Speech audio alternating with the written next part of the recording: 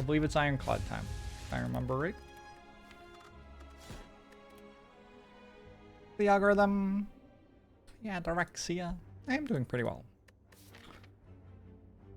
I am doing just fine. Having a pretty lazy week. Have quite a lot of socializing planned this weekend. It is summer. Yeah. Alright. Ironclad and a slime boss act.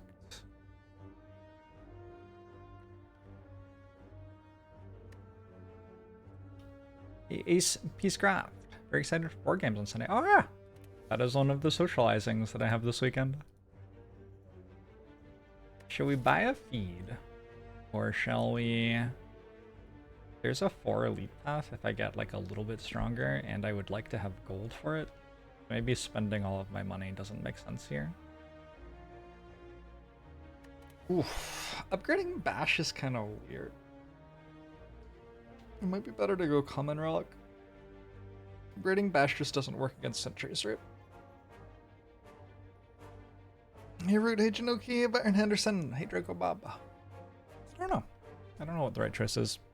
I don't think any of the three is bad.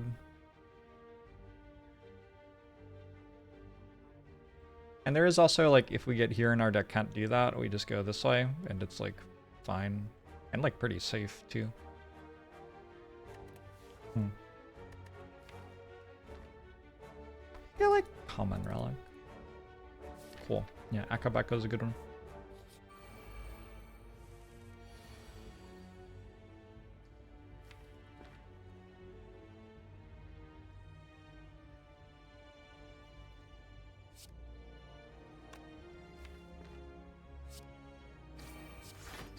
I think the best we're doing here is taking 1 damage. I don't think trying to get out of this taking less than 1 damage is really feasible. Now I'm thinking about it. No, because if I don't draw defend on this turn, it takes 6. It's not worth the risk. Okay! Let's work out how we're doing this.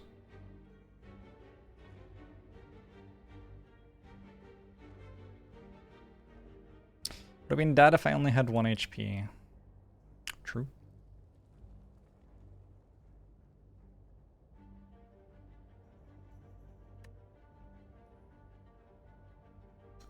True, actually.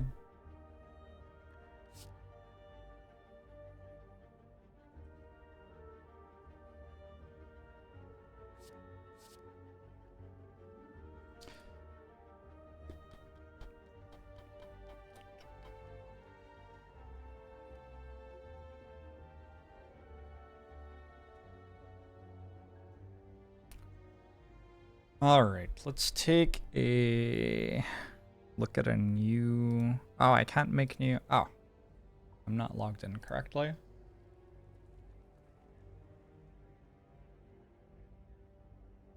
Wait, what is this one? Don't know. That's what floor I died on? That's by floor. Cards.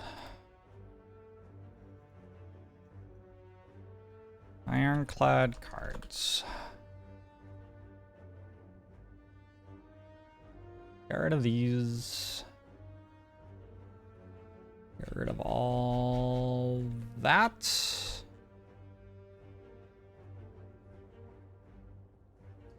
Everything background red. Okay.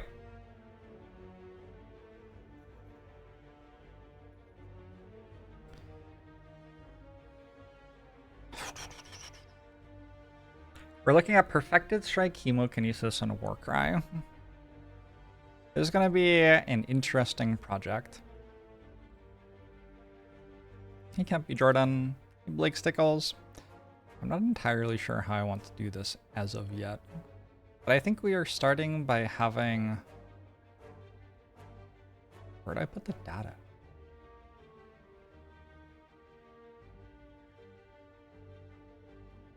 Maybe just put it over here further.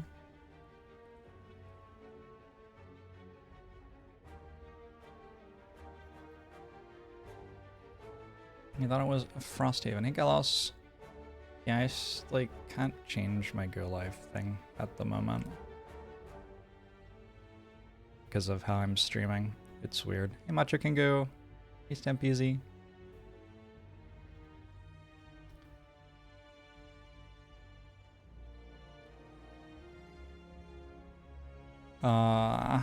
Analysis, maybe?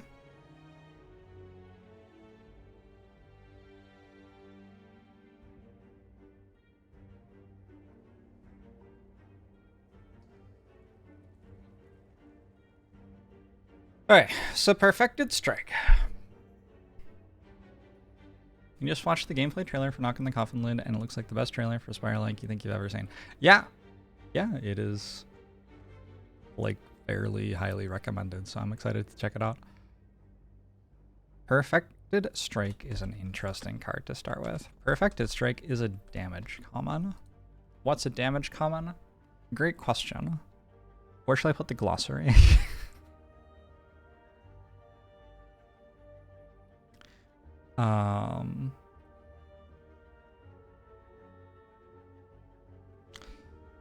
Glossary.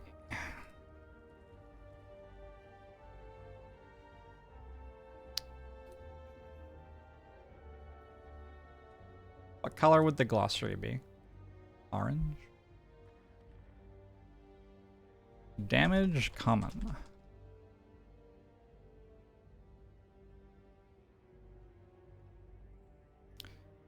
Turn. Meaning.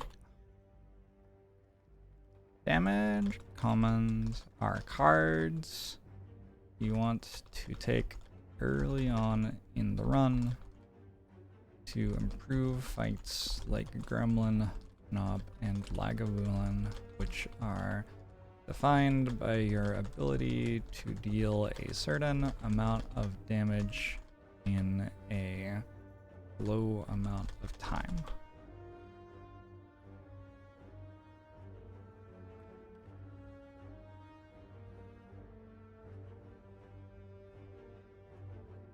How do you, like, make line breaks during this? There's a way to do it, isn't there? Can you make a line break in a sheet? Like in the same cell? Long Podge exists. Oh my god. My spreadsheets are so hot. Thanks, Falsely Shepherd. Command plus enter? Oh, okay.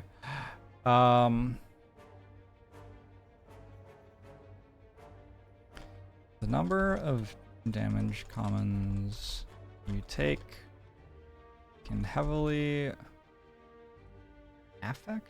I think affect. That one, right? With the A? Fuck. Can heavily affect what sorts of strategies make sense. Well, affect can also be a noun. And I think effect can also be a verb.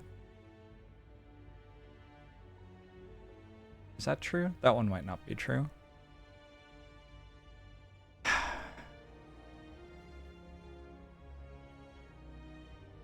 Hey, Kukalan.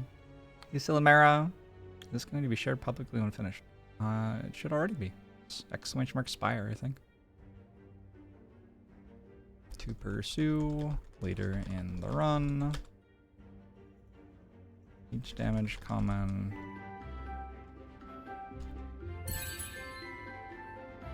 is one more card in the way of putting together your engine, going infinite, drawing your best block card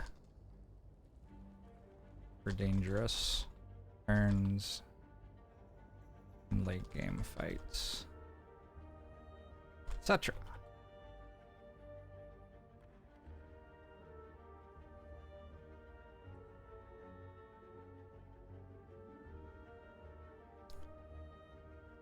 There is also a decent amount of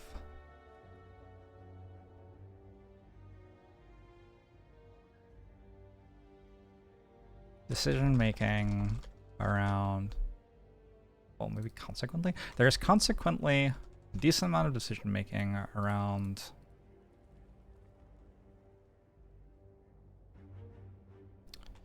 whether to take more damage commons to defeat more elites and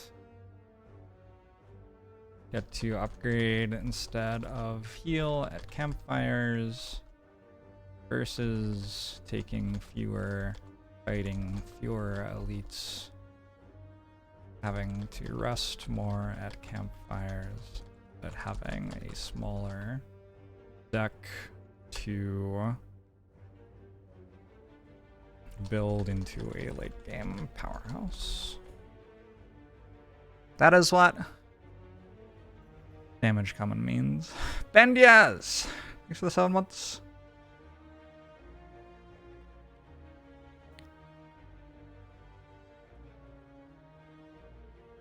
What is the verb form of effect? Effect verb. Effect can be used to accomplish something or to cause something to happen. Isn't that exactly what affect means as a verb? Sorry, what does affect mean as a verb? What terrible words. Affect as a verb means to act on, produce a change in, whereas effect as a verb means to accomplish something or cause something to happen. Isn't that the same? It's like almost exactly the same thing. What the fuck, English?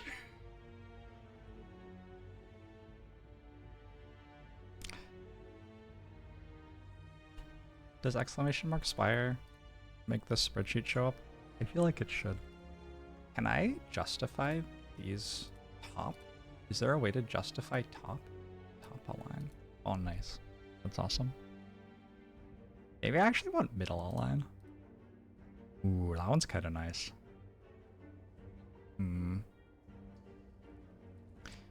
So Perfected Strike is a damage common.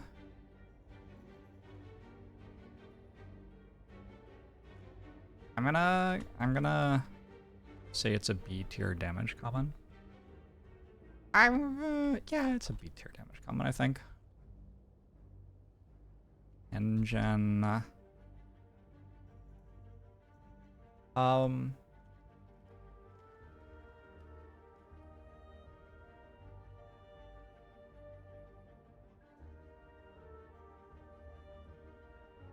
Snowball engine. I'm gonna say it's a C tier snowball engine. Let's talk about what a snowball engine means. I don't think I've ever talked about snowball engines before because I'm pretty sure I just made that terminology up. So a snowball engine.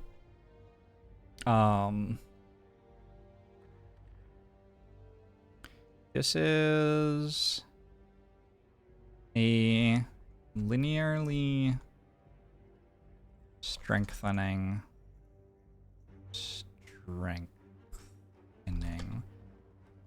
strategy. We're taking more and more of the same sort of thing.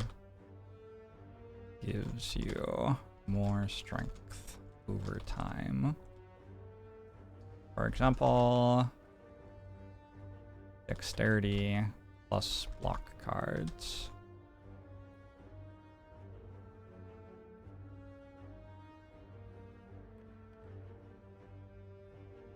What other good examples of snowball engines are there? There's Perfected Strike, obviously, but I think Perfected Strike is just a bad snowball engine. I don't think Claw is a good example, because Claw you just want to play the card lots of... Claw is actually, I think, more of a combo engine. For example, Dexterity plus block cards, Strength plus attacks.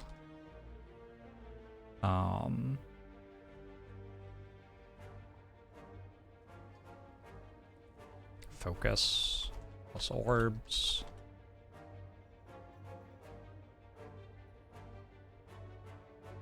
I think stat swapping, like, it is a bit snowball-y, but I think it's also a little bit too combo-y to put it as an example of just a snowball engine. Maybe Flurry of Blows.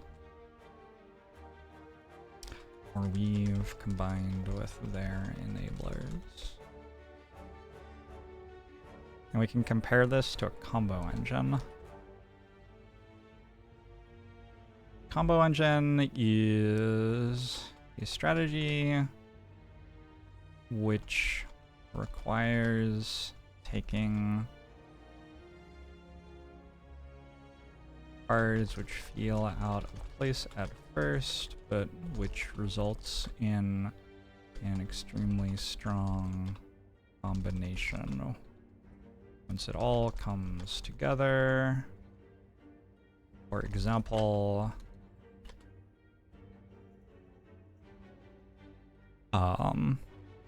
exhaust scaling on Ironclad, poison damage on Silent, Nightmare plus Wraith. Well, Wraith form's very good on its own. Nightmare combos on Silent.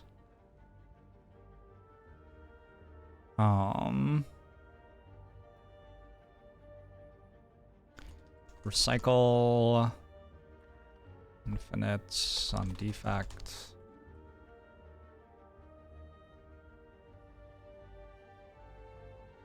Red blue infinites on Watcher. Go with that. Meteor Strike. I call that like a build around. I don't know what I'll call Meteor Strike when I get up to defining what I think Meteor Strike is, but I think I'd call that something else. Okay. So good for winning early game hallway and elite fights, but not usually worth dedicating an entire run to. It's fine to take 2 perfected strikes and then remove them later. You don't expect the cleaves and carnages you'd be taking instead to win the entire run anyway. You don't need to expect that of your perfected strikes. It is possible to win by taking perfected strikes all the way as damage, but you'll need very strong supportive relics and or defensive cards.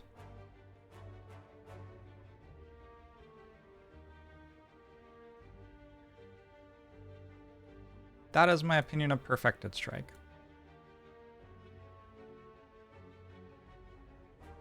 You like Snowball Engine? It goes well if we eventually hit Blizzard with Defect. Interesting.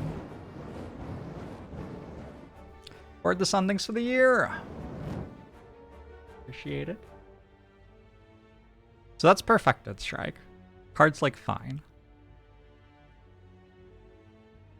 Chemokinesis.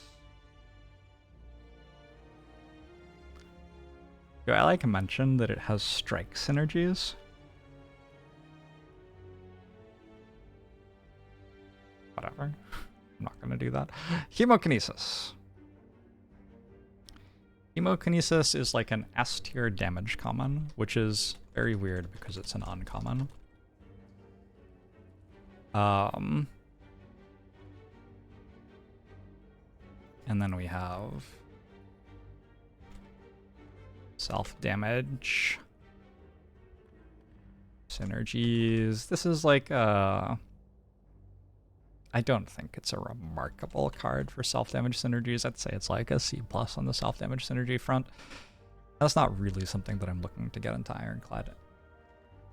with Ironclad anyway.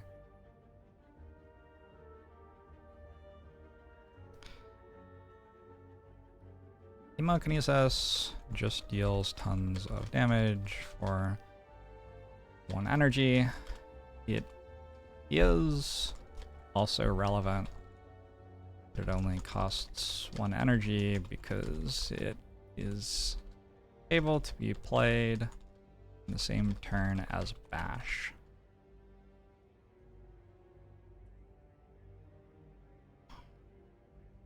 Oh my god, is it Thursday?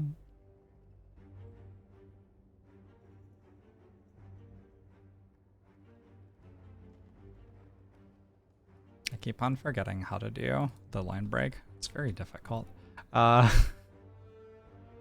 Ironclad. Self-damage synergies can be quite awkward, but occasionally come together around particular relics.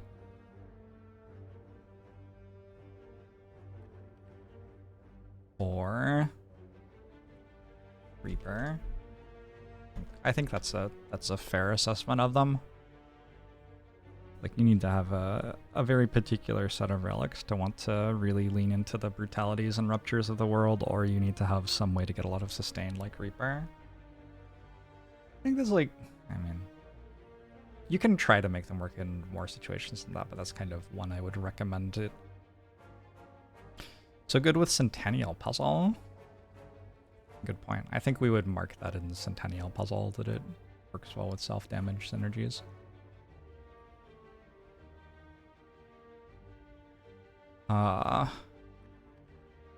Rupture at its best is a very, well, we don't have to write that stuff right there. Hemokinesis is a nice in to them without sacrificing much at all. It's a great card for most of the game on its own merit. Back to the glossary. We should have Ironclad specific glossary. So this is Ironclad specific.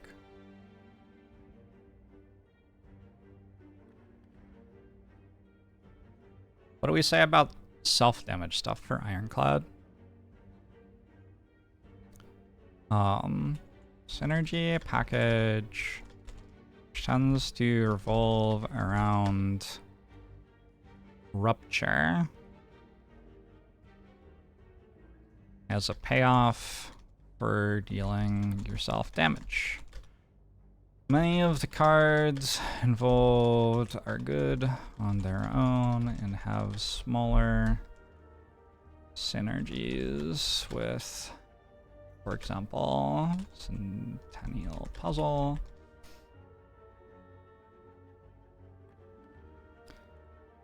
Uncommon to go for unless you pick up good sustain and or a Reaper, or your deck is able to win hallway fights in other ways and just uses the full self-damage package for elites/bosses.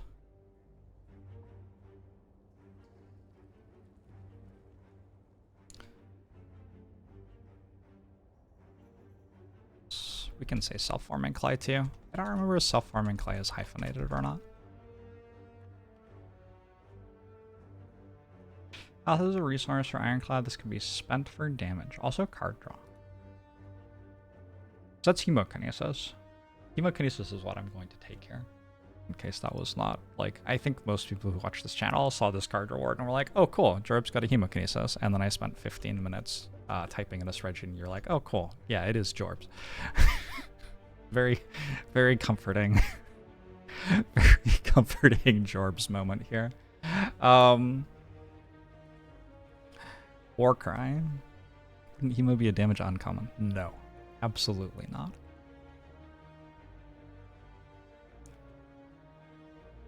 Warcry is like, I'm gonna say hand manipulation. It's like a C.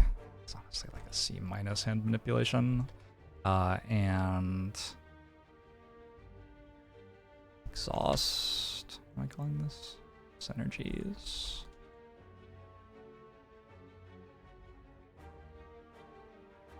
Warcry.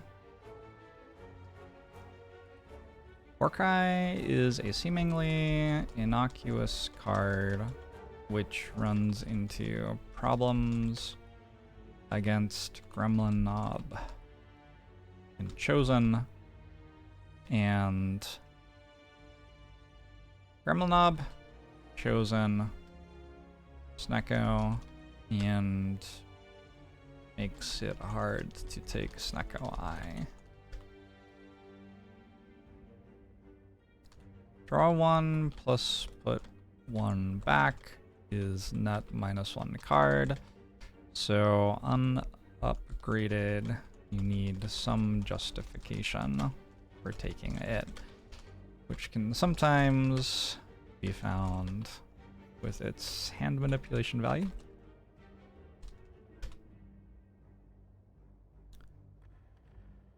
Late game, it can be a good pick because of the way fits into the very powerful exhaust synergy. Do you think I could publish this as a book? I bet y'all would read it. The market for this book is exactly like 100 people who watch my YouTube channel and Twitch channel, and that's it. So hand manipulation is a concept for all characters.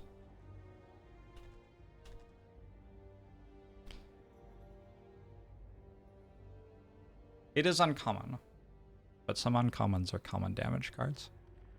Damage commons. It's a misnomer.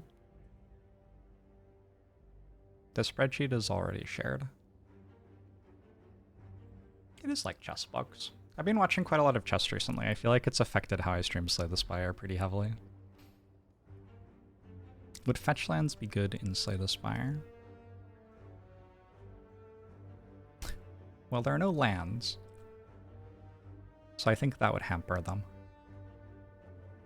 Hand manipulation.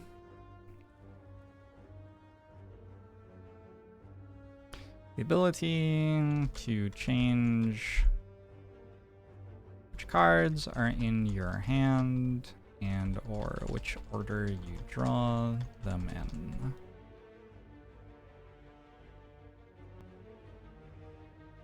Often allows you to cheat out more output than expected. For example, Havoc plus Demon Form, or say Havoc plus Headbutt. We'll do it in the order that you do them in. How about that? Havoc plus Human.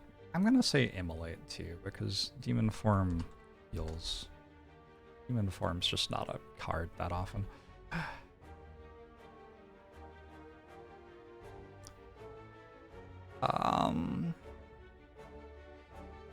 Shade out or more output than expected, or ensure that combos come together in a timely fashion. Example, well-laid plans plus Nightmare plus Wraith Form.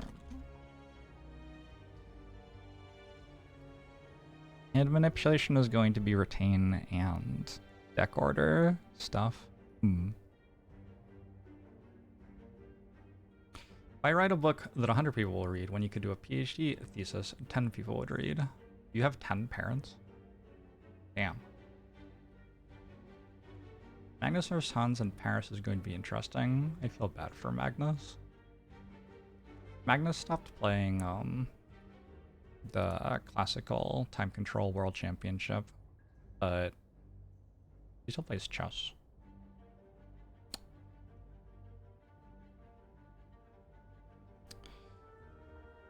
Whoa. Exhaust.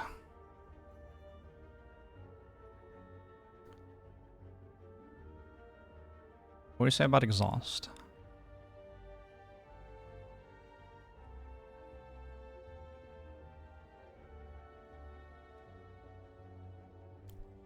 Infinite? No.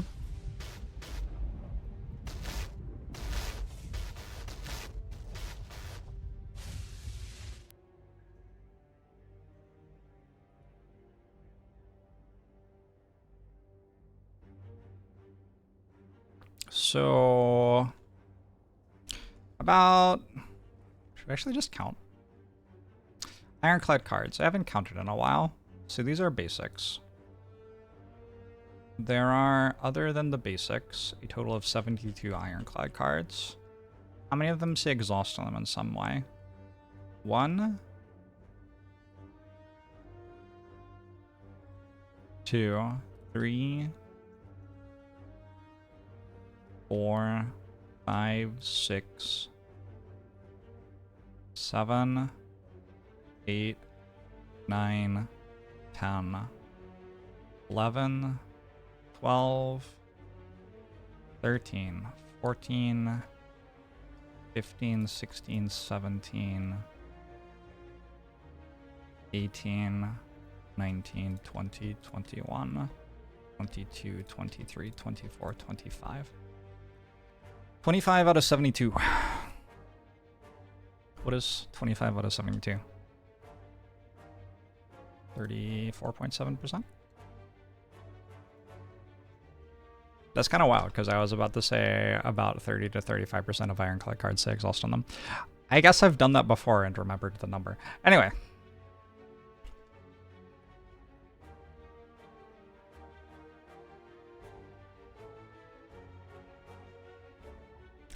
In some way, the character benefits from powers like Dark Embrace and feel no pain, greatly enhancing the effect of those exhausts. It's possible to exhaust down to a variety of infinites, like Dropkick ×2, or to simply use a larger, use a deck with 30 plus cards. I don't know if I want to like, I don't want to say large. With 25 plus cards to win while exhausting the cards for good value. Juggernaut could be for damage, or a couple of limit breaks, or blood for blood plus, or really anything else. Okay, I think Ironclad's exhaust synergies for me are the strongest synergies on the character. I missed Carnage, oh my bad. For me, exhaust is the strongest synergy piece on Ironclad. With many strong cards you want to take regardless of their synergy with exhaust, and huge payoff once it comes together. Corruption and or Dead Branch, no mention. Dead Branch is kind of a noob trap. I mean, it's very strong, but like, it is so incredibly not necessary for Ironclad's exhaust synergies to be strong, and in fact, it sometimes makes your deck worse when you have exhaust synergies going.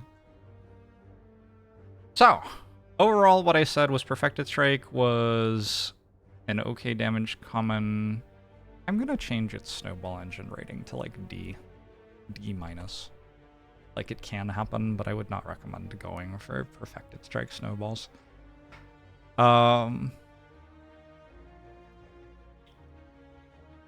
Warcry, just kind of mediocre. What do we think Skip is? Skip's like a C, maybe? So if something's getting better ratings than C, it's like pretty reasonable to want to take it. And then Hemokinesis is fucking incredible. Can you ever justify Perfected Strike over Hemo floor 1? Nah, not really. It's pretty hard. Maybe he had Snecko on. Still seems pretty hard. Would Strike Dummy change my mind? Alright, back to the spreadsheet. Good fight. We've already talked about Warcry. Strike.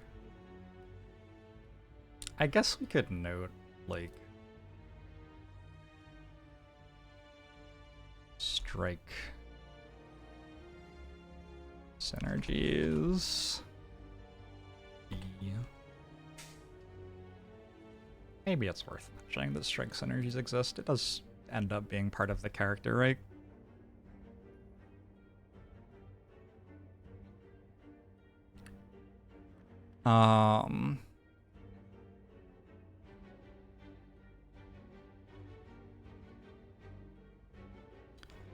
There's a strike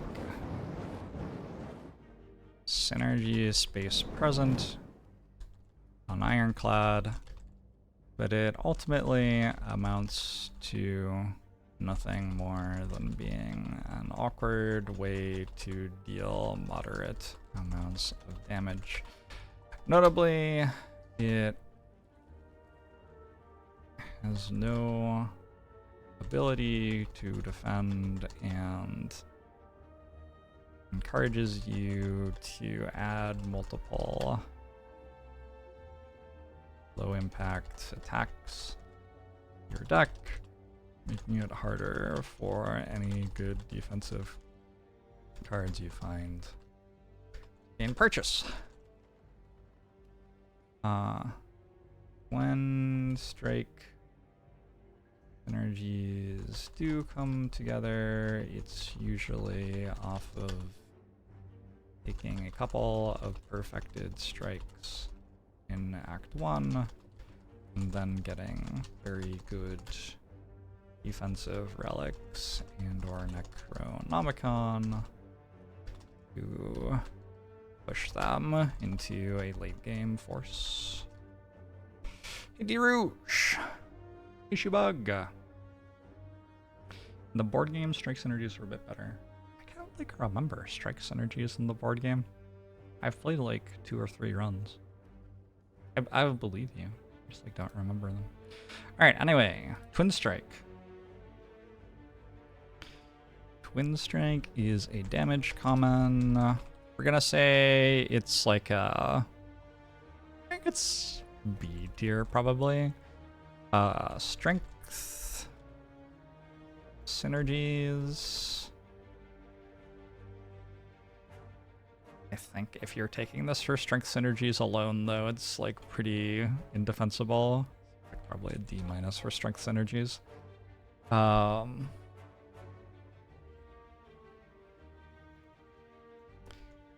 Strike synergies D-.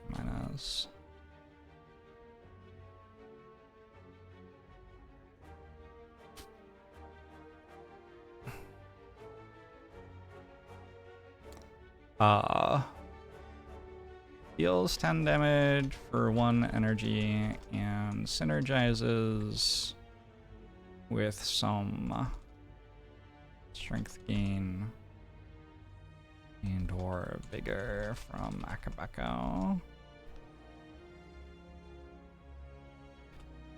Unusual to want to take this card after you've finished preparing your deck to beat Gremlin Knob.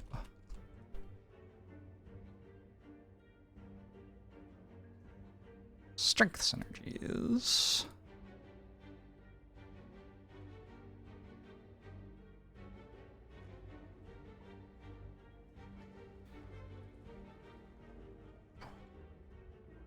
Ironclad's strength synergies pair damage from attacks like Sword, Boomerang, Heavy Blade, and Anger with defensive value from Reaper.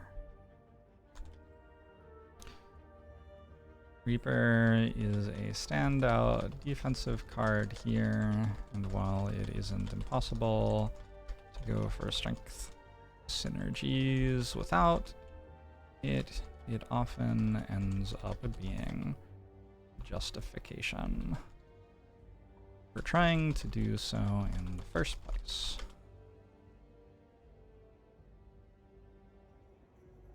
Because of Reaper's characteristics, as a defensive card. You spelled defensive. I'm getting semantic satiation with like the English language right now.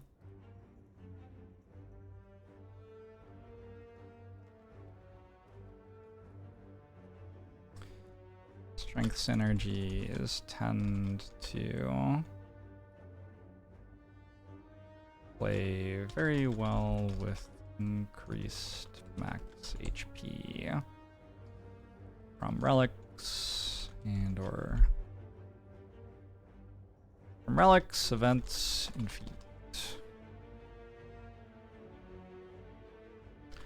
Feed inclines one toward strength synergies in the run.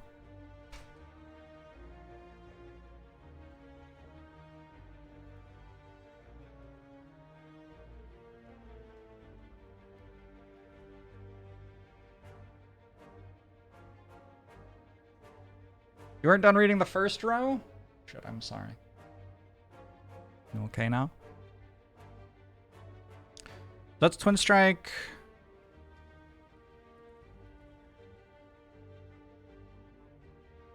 And then Flex. Flex is such a weird card. It's like a C tier damage common. It might be a C plus tier damage common. It's not terrible as a damage common.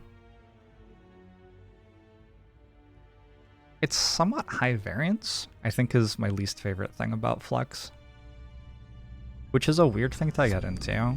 The like, whether a card is high or low variance and what that means for your strategy. Super reincarnated. Tatiana. Thanks for the sub. Would I rather early feed or early hand of greed? Feed? Are you sure 3 HP is better than 20 gold? I'm pretty sure. Yeah, that seems like the game backs me up. Oh. Is there some category for relic synergies? I would write those with the relics probably. I don't know. I'm not sure. Flex is a damage common. It is also like strength synergies D- probably. I think D- is like the worst something can be for me to mention it, basically. If I think something's worse than D- in a category, I just won't write it down.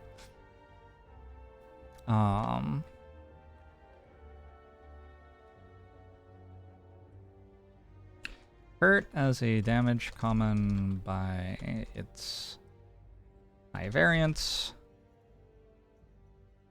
Whether you draw it with attacks or not massively changes its effect. In early game, you may not have potions or what do I call it? Hand manipulation to help with this yet. And do some fun things with strength scaling attacks though, and has a cute interaction with orange palettes, which makes it genuinely good. Also a solid card to pick up to lower energy curve of the deck.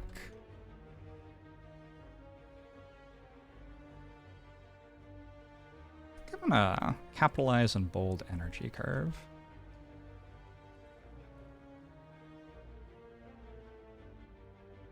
So another concept I should define.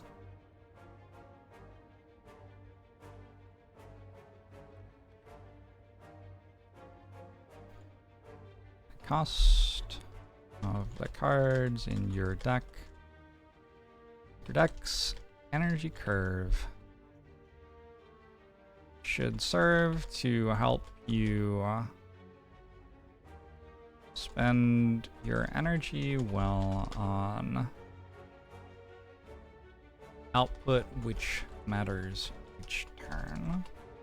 For example, against Gremlin Knob, you'd love to be able to spend 3 energy per turn on damage. And so adding high cost damage cards to silent decks early makes a lot of sense. And on the other hand, your energy and cards. On the other hand, Ironclad already finds it easy to spend 3 energy per turn on damage with his starter deck. So adding lower cost damage cards to Ironclad decks early is a more effective way to improve. It's not, that's too strong. It's a more has a mechanical advantage, maybe. Has a mechanical advantage at improving Ironclad's overall damage output against Gremlin Knob. Because high cost damage cards will regularly prevent you from playing a strike you had in hand anyway. I'll say often instead of regularly. This feels like a better word. Okay.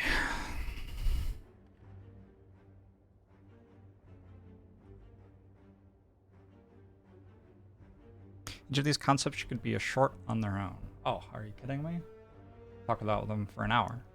We're gonna take Twin Strike because it combos with Akabeko and I want some more damage. Pretty straightforward. Deck feels like it's off to a good start.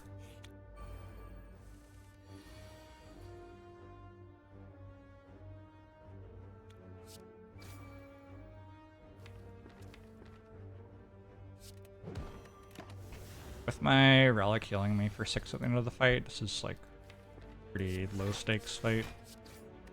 Almost certainly just leave it at full health. Alright, we got an Entropic Brew. I was gonna say, I don't have that many potions. I now have lots of potions. I think because there's a 4 elite path and I have Akabeko, I am actually taking another Twin Strike here. We should talk about Body Slam though, and we should talk about Infernal Blade. I'm gonna stretch my legs. We've already done 3 floors of this. I need to break. I'll be right back. Hey, Kano.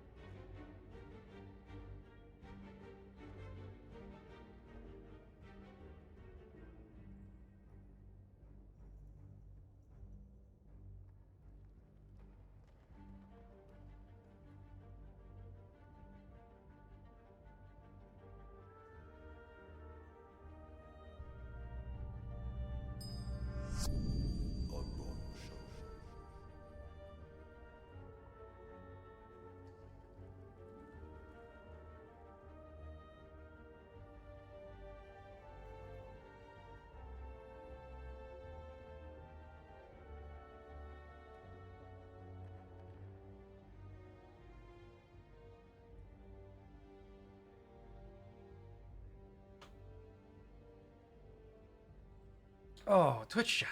Hello. And Essential Emu. Emu? Thanks for the prime. You're flexing right now for the Body Slam. Body Slam is the longest explanation out of all the cards so far.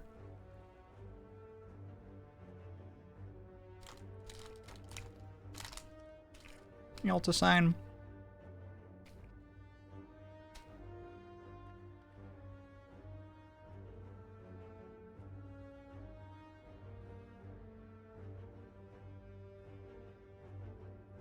Also, I want glossary of variants.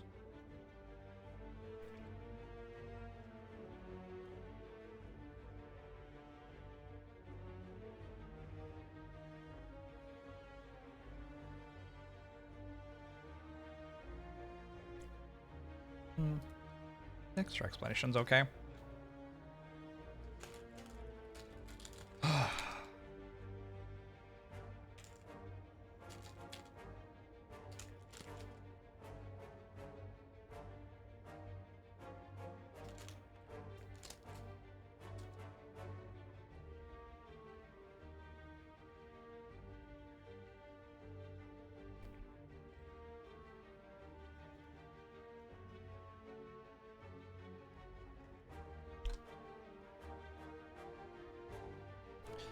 Variants. Because losing a single fight loses your entire run, whereas winning a single fight only gets you to the next floor. Decks with a lot of variance in how well they work are structurally disadvantaged in the Slay the Spire. That said, some cards with high variance also have high enough output to be worth trying to make work. This can be achieved with clever use of potions, hand manipulation,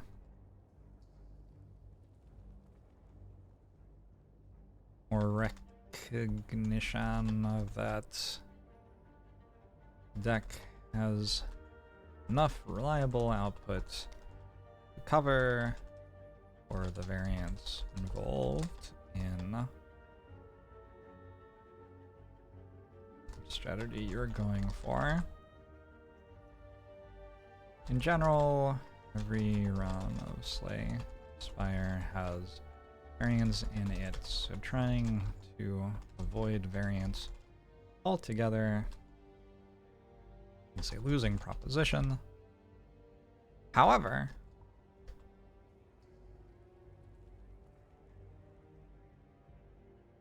as you become more and more favored to win, your strategy should orient around reducing variance to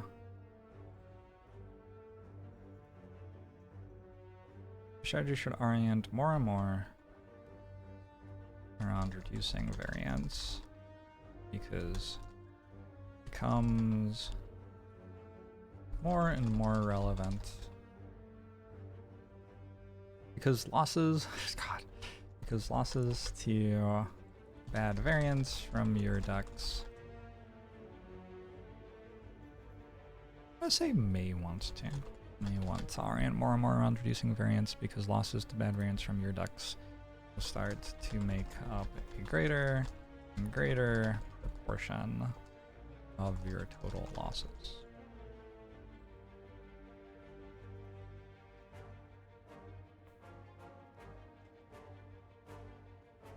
Demon Defiant, 830 year. This should be exclamation mark Spire, I think. The spreadsheet.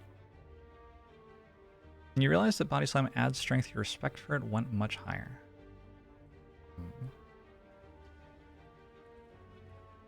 You love identifying when you're not favored to win in games and increasing the variance.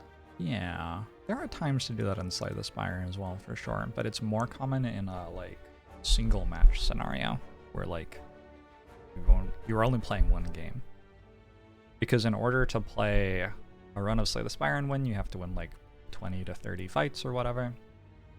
And so you can't really think like, oh, I'm just gonna get lucky one time. Like you actually have to get lucky 20 or 30 times.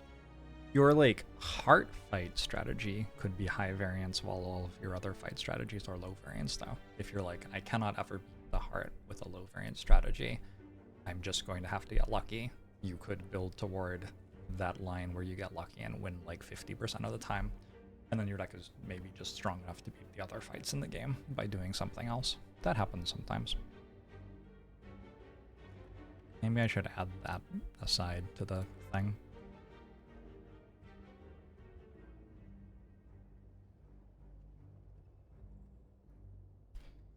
Sometimes it pays to lean into a high variance strategy for one fight you can otherwise not beat,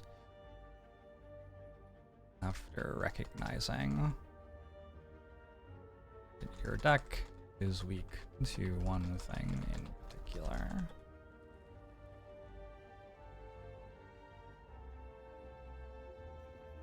In such a situation, you can still use low variance strategies to win other fights. High variance with respect to heart sort of gets the sample size low enough for you to deviate into the good outcomes. Is that kind of what that is? Sample size of 1. No. There's also just like against the heart, sometimes the heart has a very specific rule set, which is very punishing.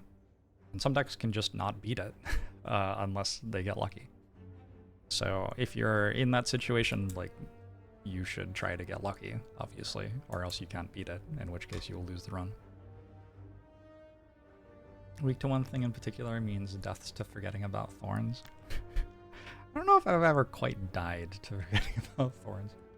Okay, Body Slam. Body Slam is like, I barely want to call this a damage common.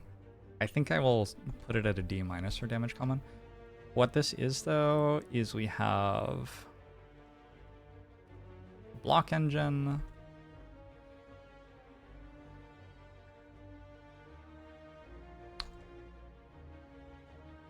there's like a C-, I want to say, for block synergies, and it's also an exhaust synergy card, which is also probably a C-. How do I explain this?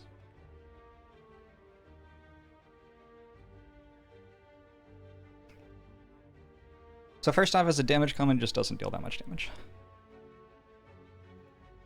Deals very little reliable damage early game, so hard to pick up as a damage common, especially as you'd like to add damage cards instead of block cards alongside it early.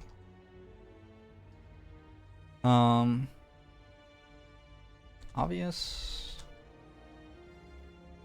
synergy with Ironclad's block package, but hampered by the fact that dealing damage isn't usually very important if you have 500 block and a barricade in play. You'd rather just not have this card in your deck so you could reach that situation more quickly, at which point you can win with whatever cards you put in your deck earlier in the game to beat fights before your engine was online.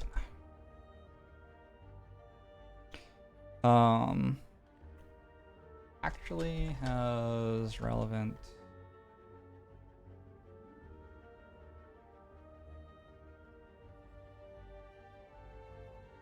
What exactly is variance? You've heard me talk about it a lot, but you don't understand it. Like, is burst, bouncing, flash, catalyst an example of high or low variance?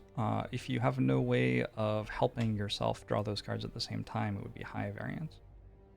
Like, if you have a deck which can only win if it gets to burst, bouncing, flash, catalyst, but it has no well-laid plans in it, that's, like, pretty high variance. It's basically, like, what percentage of the time do you successfully do your thing? Really what it is like, how much is the output of this over 100 fights? And that would be like its average strength. But then variance is what is the range of its outputs over 100 fight. If sometimes it makes you 1,000 poison and sometimes it makes you 12, that's extremely high variance. That is the statistical definition, Freakel. Well, probably it is. I don't know. I didn't actually read it, but I'm going to guess you wrote the right equation. Anyway, actually has a decent place within Ironclad's exhaust synergies, as they can sometimes make a lot of block in a turn while struggling to deal damage. For example, if you can make 200 block once in a fight, Body Slam becomes an appealing card to have against, for example, Time Eater.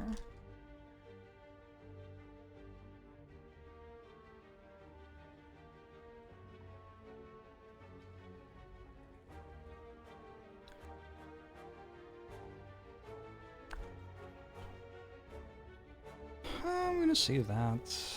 I think, like,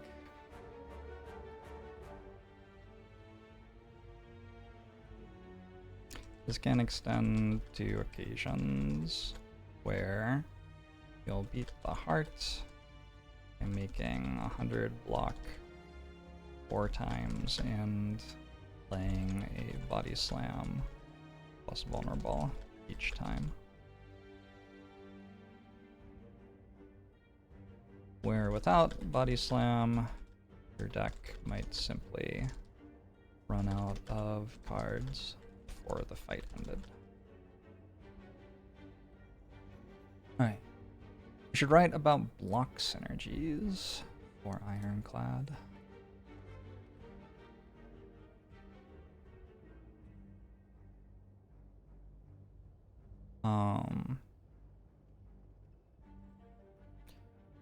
Ironclad's block cards are primarily strong because they block incoming damage.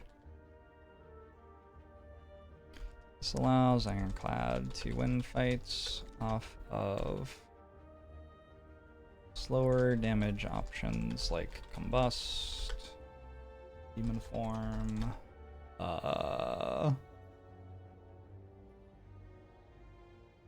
or even just dealing a little damage each turn with strikes, angers, etc. The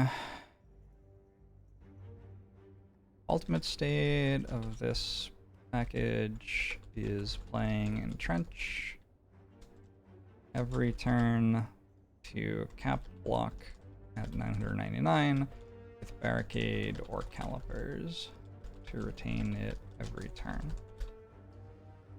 In such a state, dealing damage becomes academic.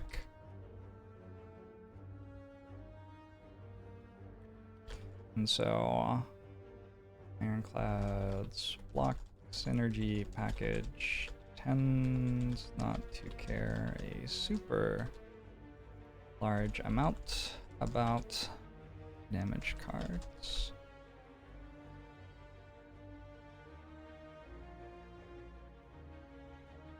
Can we say combo? Does that mean something? Is like ultimate state, right? Is like Uber or something? I don't know what language that is.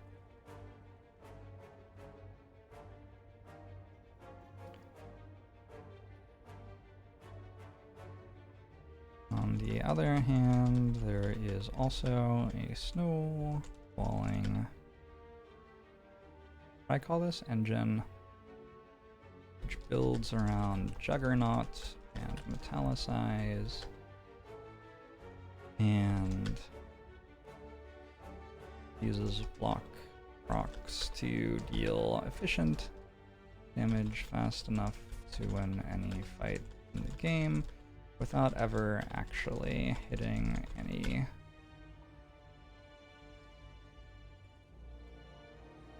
outstanding combos or without ever actually assembling any unfair outstanding combos or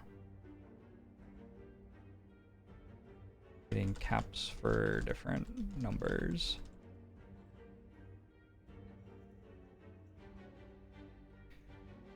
Where is the first city? Is that what it is? Huh. Should define combo engine? Oh, I already defined combo engine.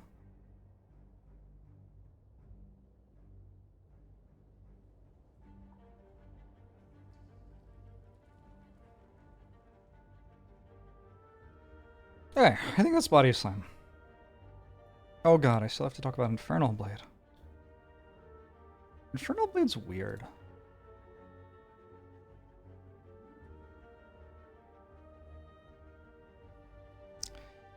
Infernal Blade is a damage common. I would say it's like a C- damage common. Not only does it sometimes just not deal any damage, but also it like strengthens Gremlin Knob and gives you a daze against Chosen and stuff. And then it has exhaust synergies, but like bad exhaust synergies.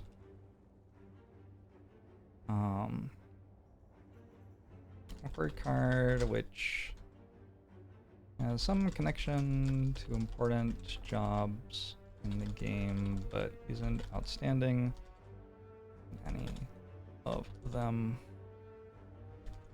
High variance is a death sentence for a damage common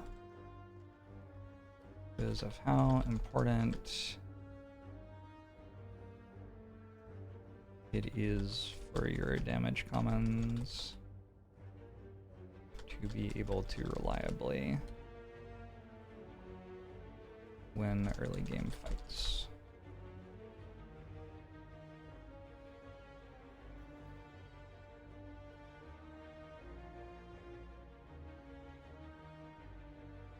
We'll put that in damage common.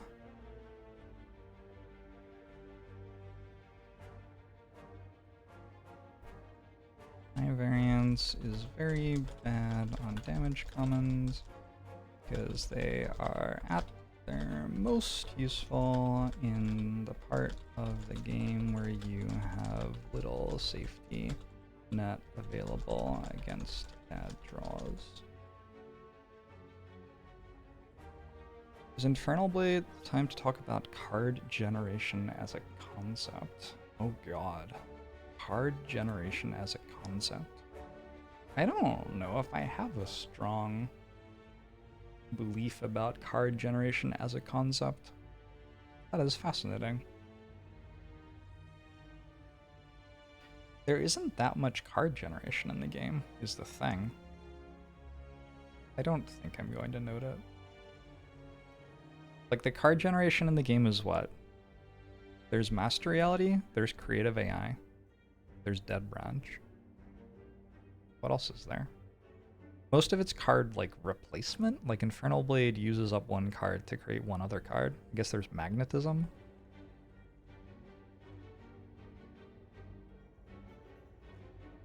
Distraction, White Noise, Expunger. Hello World. Okay, Hello World. I think there are two different things here. There are cards which are a different card and you don't know what it is yet. That's just a higher variance card. It's not really card generation. And then there are cards which legitimately create lots of cards over the course of a fight, like Hello World or Creative AI. And I think I will talk about those when I get up to one of those, but I'm not going to talk about them right now.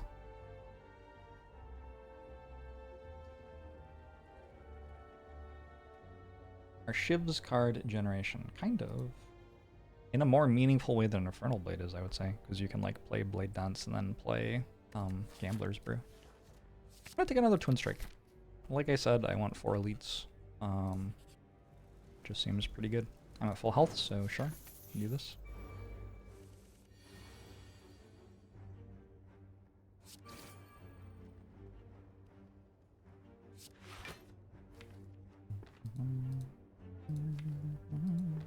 I think I do play Hemokinesis here, just barely.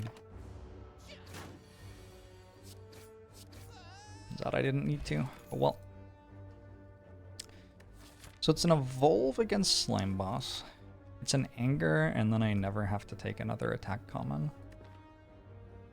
Or Body Slam, which I've already talked about. Back to the spreadsheet. Evolve is a weird card. I don't know how to, like, evaluate Evolve, really. So it's a scaling power. That's, like, its first identity for me.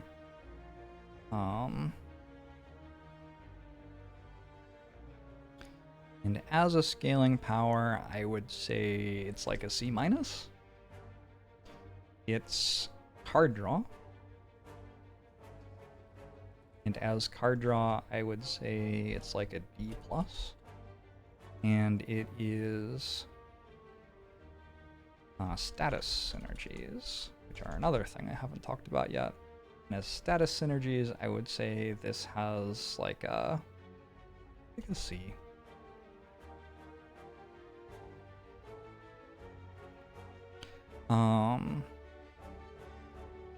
Relevant in a decent chunk of fights without any help. Lots of enemies. Put statuses in your deck. However, I guess we can call it variance as well. Is this quadrant theory for Slay the Spire? Like the political thing? I don't think so. Evolve is good against slavers? What? I invite you to examine that claim. Okay. Whirlwind is good against slavers. Evolve is not good against slavers. They put wounds in your discard pile. Anyway.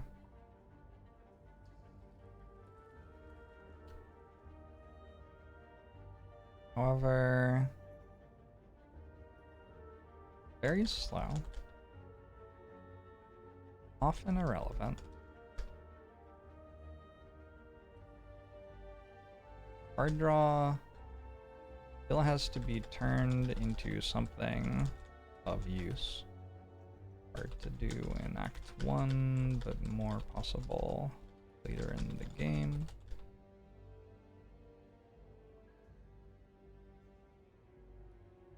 As card draw suffers from max hand size being 10.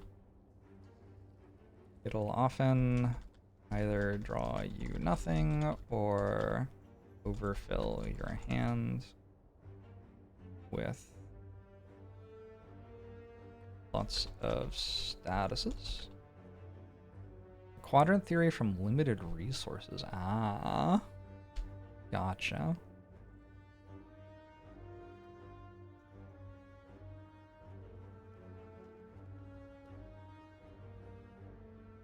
No, it's not that. But I guess it's a way to analyze cards, so.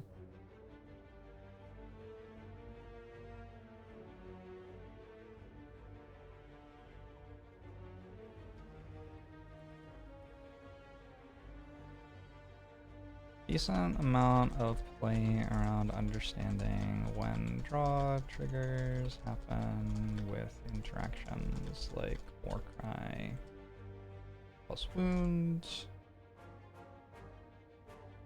Warcry? Does it have a space?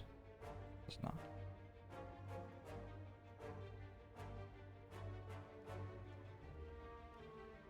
Decent amount of skill expression. I'm gonna call this skill expression. I think Evolve actually does have like several unique plays, which are only things you care about with Evolve and play.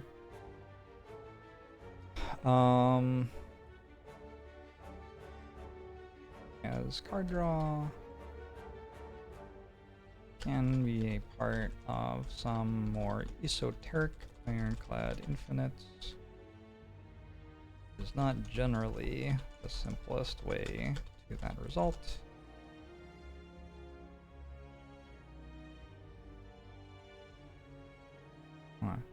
Let's write about Ironclad status synergies. I don't really know what to say about status synergies for Ironclad. I feel like they're just kind of bad. Ironclad has access to status synergies, but short of using statuses with medkits to proc exhaust synergies, it's hard to make them great.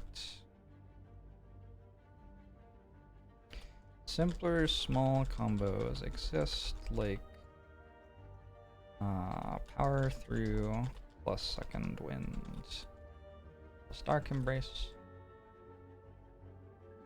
but heading into more specific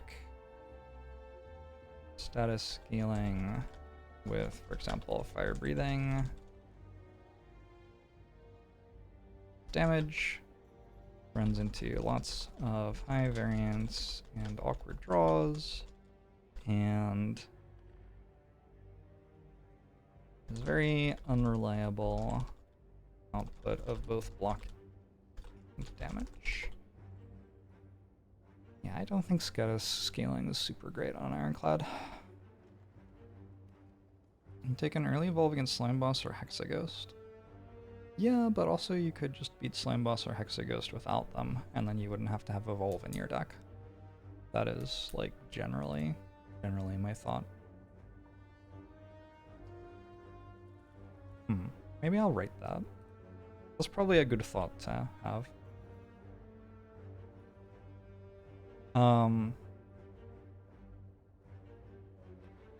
Maybe that's a concept, like Silver Bullet.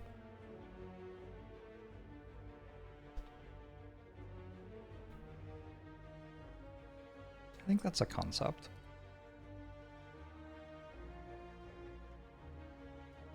Silver Bullet. Silver Wolf, is that what they're called? What's the like handsome older man? Gray Wolf? Gray Shark? I don't know what it's called. I give up. Silver Fox, thank you. Thank you, everyone. Beekeeper? Honestly, I get it. Silver Bullet. A card which is very good at defeating a small set of enemies, like Melter against Spheric Guardian. What else?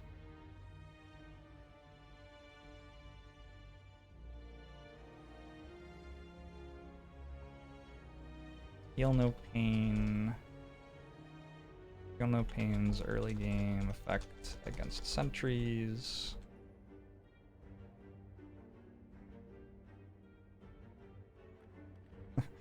Caltrops against multi-attack enemies.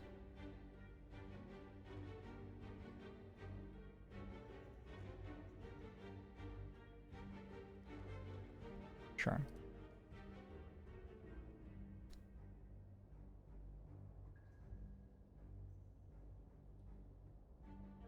These cards are appealing to take because of their obvious outsized effect in a small set of fights, but can hinder the deck from growing into its strongest possible form for all other fights, and can often be made unnecessary by simply building the deck better to begin with.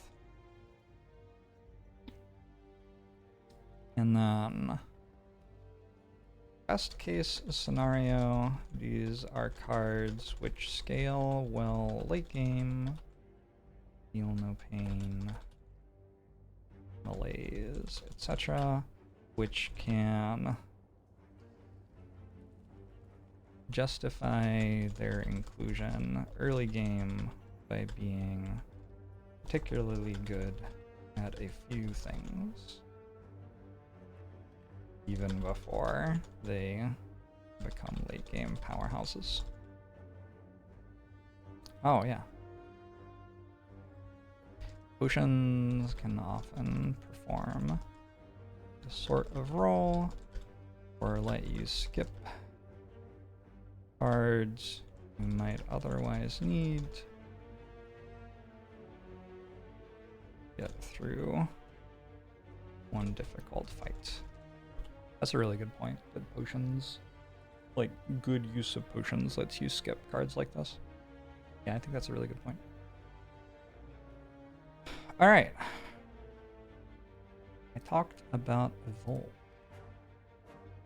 Now we talk about Anger. Anger is also a really hard one to talk about. So I think as a damage common, Anger is quite good. Like a B or maybe even a B+.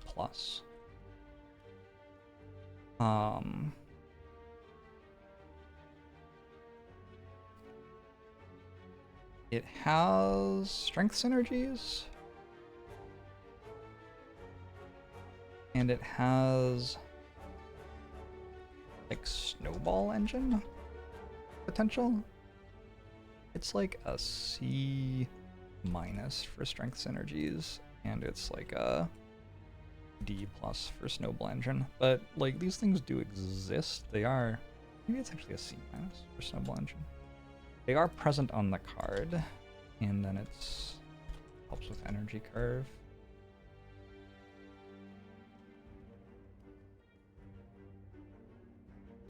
Imagishu. Are there easy cards to talk about? Oh, good question. Maybe not. Do you feel like I'm, in general, writing more stuff every time? I kind of feel like I am. I'm like having to go back and add things to stuff that I wrote about earlier. Anger a rating for exhaust synergies? Ooh. I don't think it's a big enough deal there for me to care to note it. Maybe it's worth noting that I don't think it's worth noting.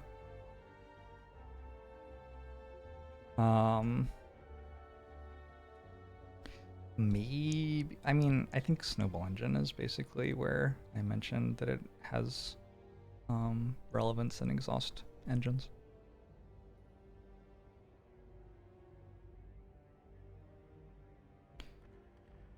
Deals perfectly fine damage for its price, and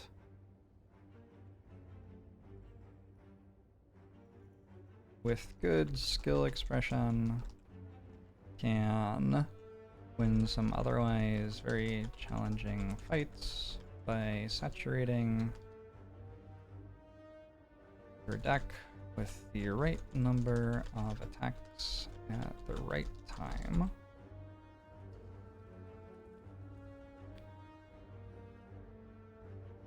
Has some relevant strength scaling because of its 0 cost.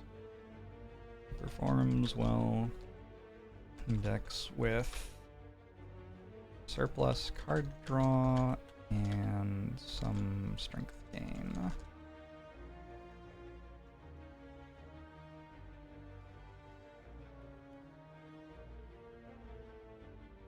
Can turn into an engine where you spam lots of attacks with 5 strength and rapidly end almost any fight in the game.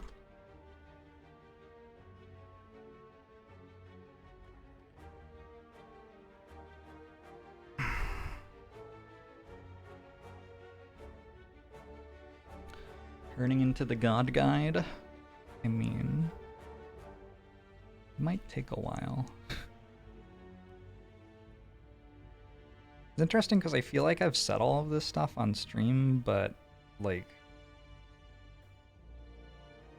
I often feel like explaining things on stream, like, oh, everybody's already heard me explain this a million times.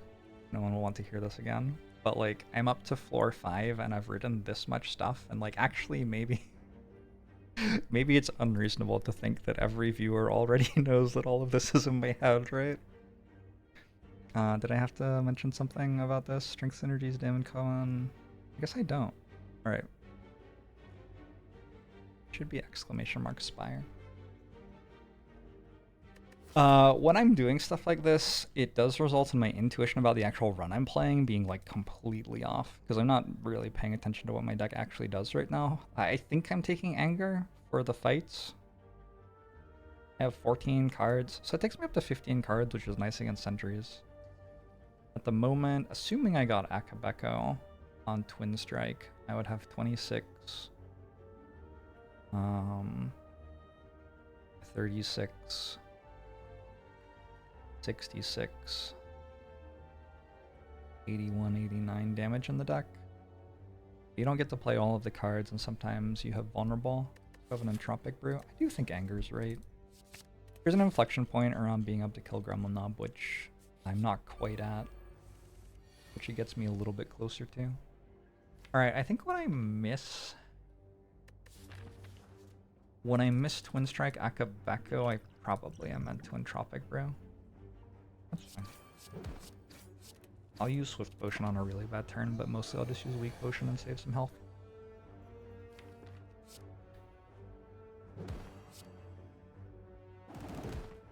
Twin Strike twice actually kills, so Weak Potion only saves 2.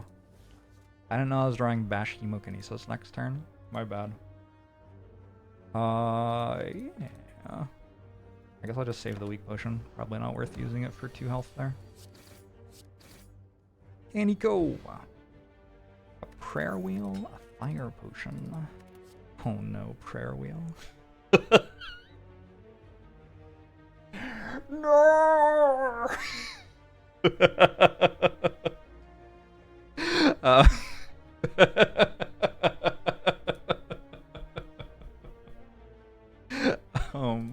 Okay. Battle Trance.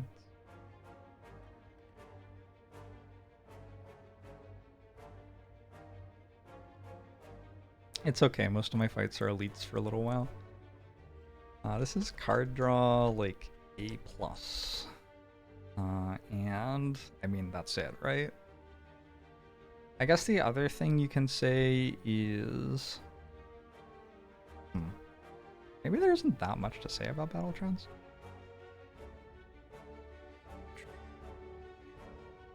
Very good card draw for the entire game until you reach a point where you have an engine so strong that you don't have to bother playing it anyway. There's a very small inflection point in between where it's a bad card in your deck, but it's largely insignificant.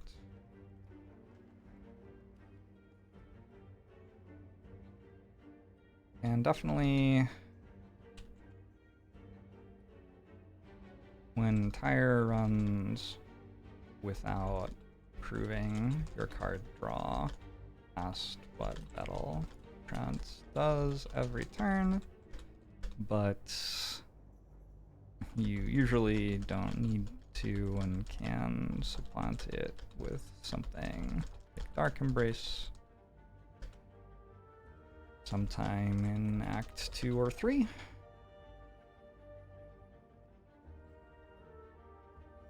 Very strong interaction with Headbutt feels worth mentioning.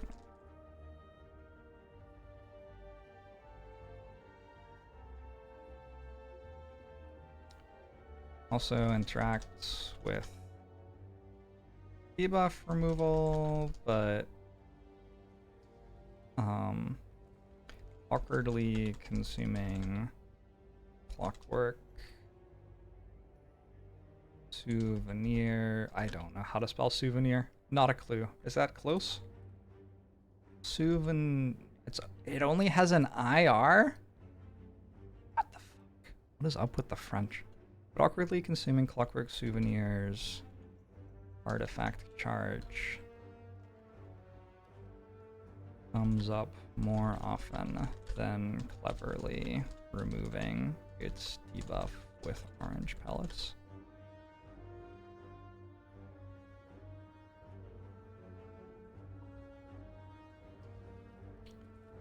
Never wrote a glossary entry for card draw. That is one of the important ones. Card draw, meaning drawing card.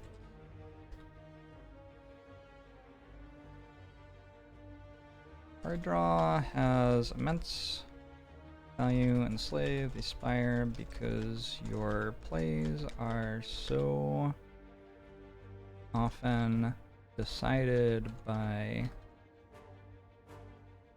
the enemy in the fight and their intent on this turn.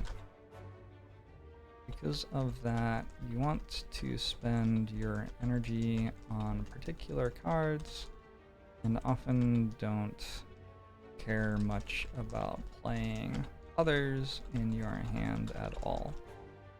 Surplus card draw lets you find the right cards at the right time.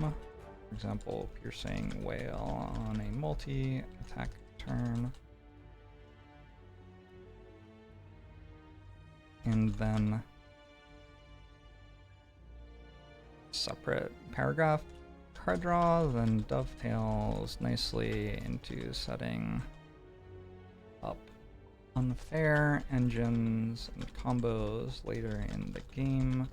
For drawing more cards in a turn lets you more reliably match combo pieces. Example, Nightmare Straith form. See more reliably and quickly match combo pieces. And sometimes you can draw so many cards that your card draw itself ends up being a winning factor for you. For example, repeatedly drawing the same blood for blood plus playing all cards in your deck in one turn with corruption plus Dark Embrace, or fully achieving an infinite combo like Turbo plus, M plus, Recycle plus, Compile Driver.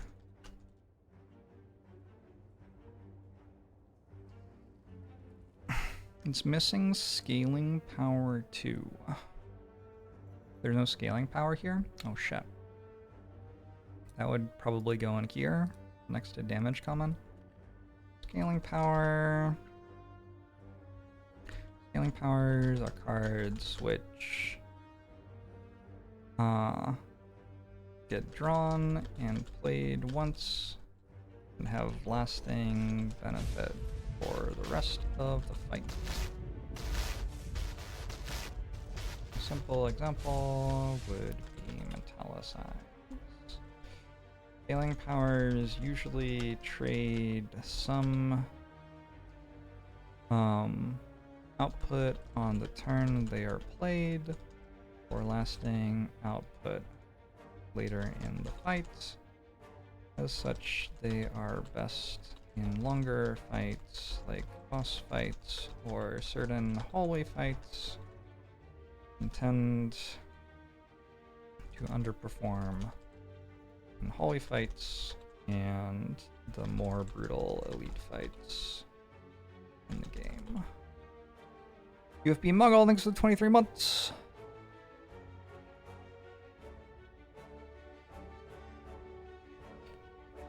Many scaling powers also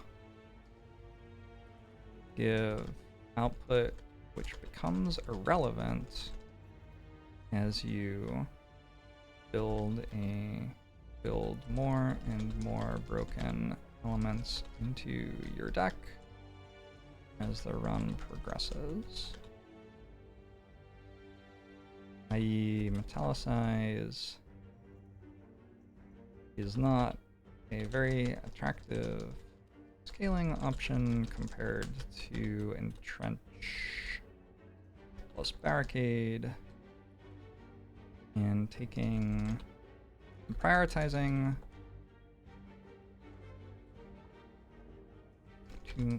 Metallicize too much early in the game may hamper your ability to transition into truly strong synergies later, while also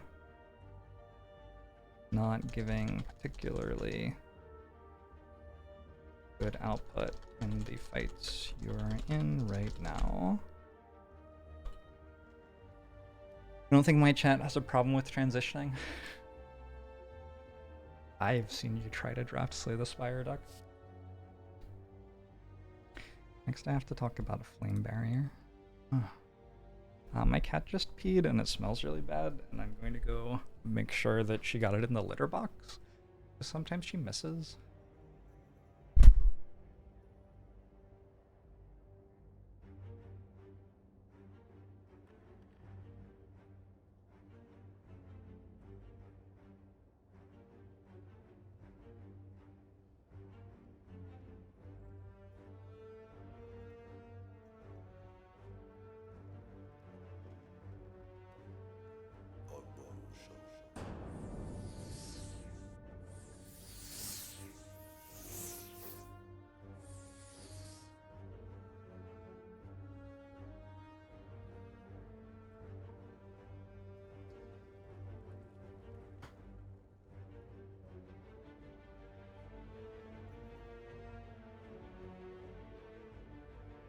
Oxidate, thanks for 5 months. Has anyone actually seen the other cat? I have. There was no particular disaster. It was just very smelly. Deekden, thanks for 11 months. Yeah, I mean, you can use Metallicize to outscale some parts of the game, but like, there are just stronger things. Flame Barrier. I'm gonna call this a value card.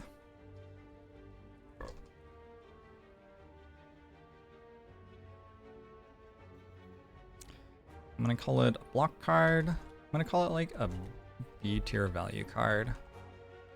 I'm gonna call it a C+ tier block card. I'm gonna call it Silver Bullet multi-attack. Well, now every time I write Silver Bullet, I think of Richard Gere. He's just such a good-looking man. All right. Oh well. We haven't even had a prayer wheel pick yet. It's okay. There's only 72 cards. Like, how much writing could there be?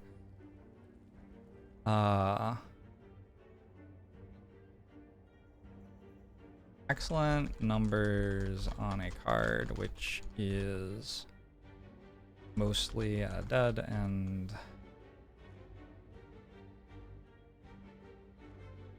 in terms of late game scaling, it's fine to have a flame barrier in your deck.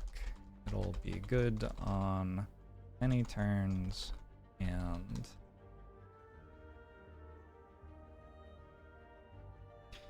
Ironclad likes being better at spending 3 energy on block in particular.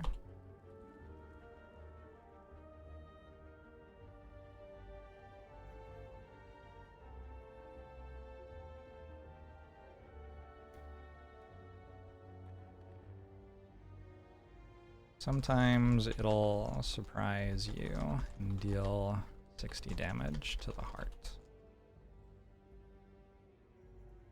Alright, we need to define value cards.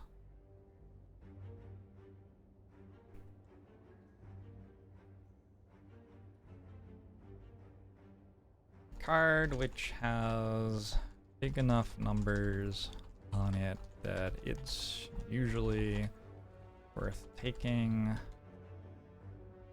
even if it doesn't fit well with many synergies or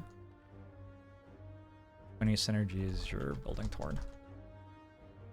Flame barrier also prevents you from being hacked. I think that's a firewall, actually.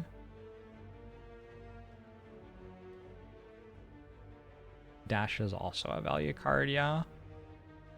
And we need a block card. Card which blocks. Block is...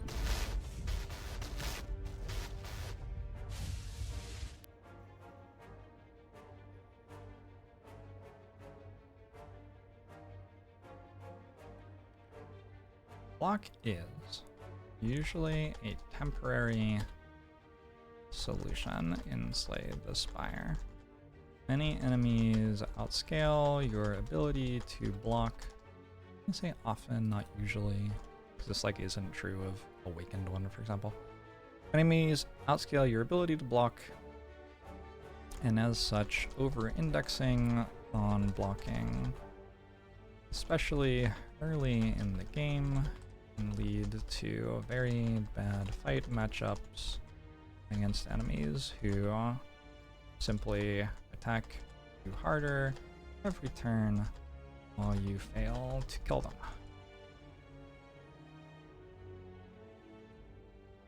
That said, having enough block cards to stem the bleeding in hallway fights is very valuable. I would tend to aim for 10 to 15 block per turn in Act 1 and 20 block per turn in Act 2. By the time you reach Act 3, you will hopefully have an engine online which makes one-dimensional output like this feel a little less relevant. When Whale bonus gives you card remove on Watcher, how do you know which defense to remove? You go with the middle two, I think. No doubt, thanks for the 16 months. Green Flame Barrier meta. I'm starting to get carpal tunnel. Actually, true story. I have this keyboard because when I was working on my book, I started getting very sore fingers. I don't know if I had carpal tunnel or just like, I mean, I was in some way in discomfort from how much I was typing, and so I got this keyboard which has much softer key presses. Good keyboard. Time to use Speak Transcribe. Oh, that's a good point. I could just be saying stuff and having my like... I actually have auto captions on the stream. I could just say things and then copy paste from them. What a genius idea. Heavy Blade is like damage common D minus. Strength synergies C minus. C minus.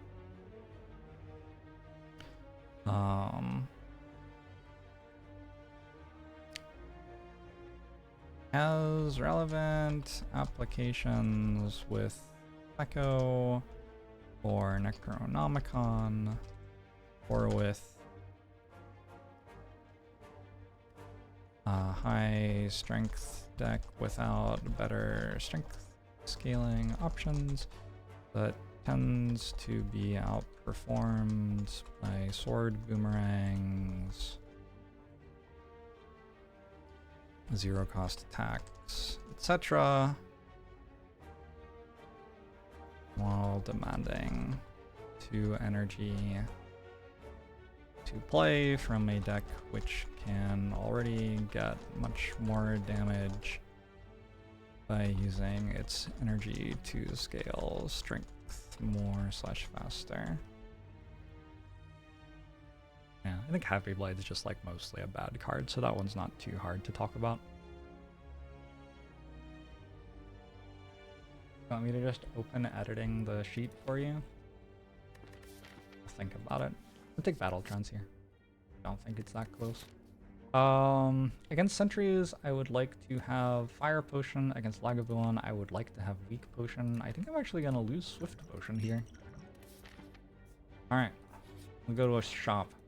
I'm not writing all the shit for everything in the shop. I'm just not going to do it. We are, though, taking Brimstone, which is fun.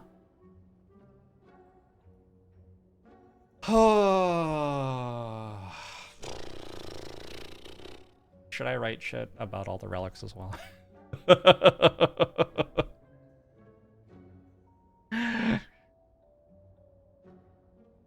What about the colorless cards?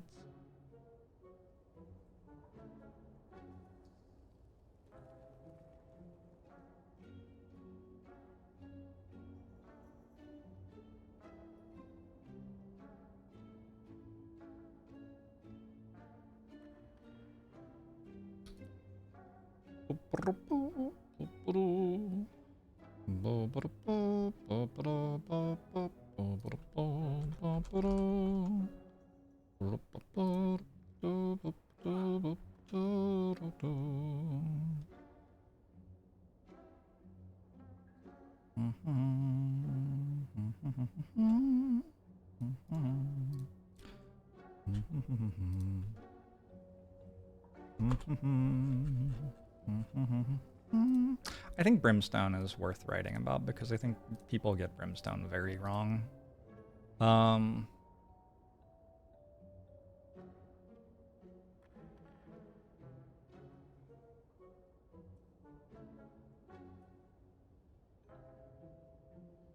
Maybe I should call damage commons front-loaded damage. I think that's what I'm gonna do.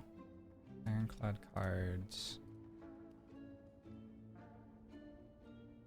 Find and replace damage common with front-loaded damage.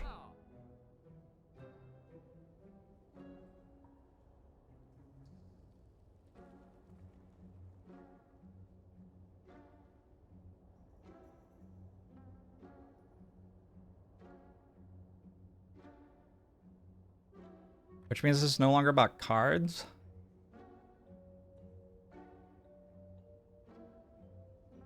Often from damage commons, which are... My editor can fix that before this publishes. Whatever.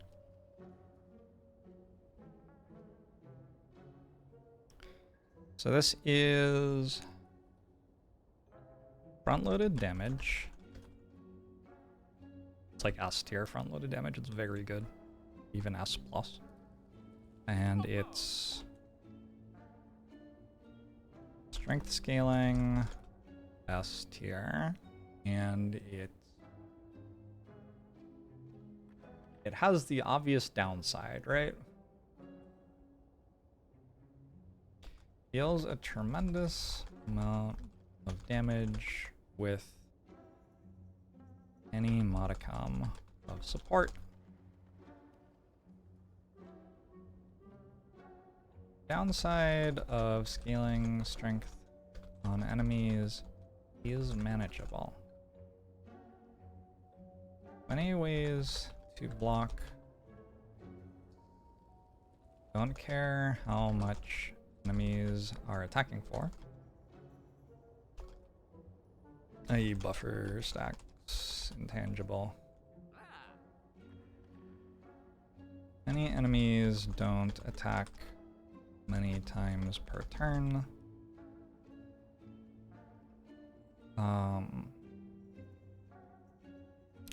Many engines will bury enemies with their output, even if the enemies are attacking for 10 more than usual.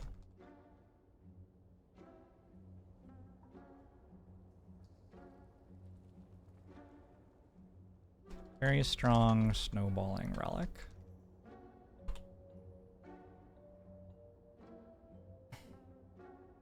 Actually, we'll define snowballing relic.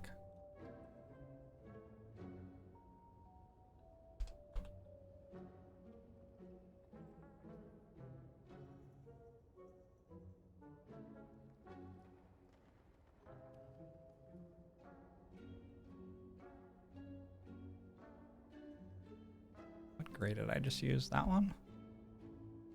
That looks gross. I don't like that gray. Ew.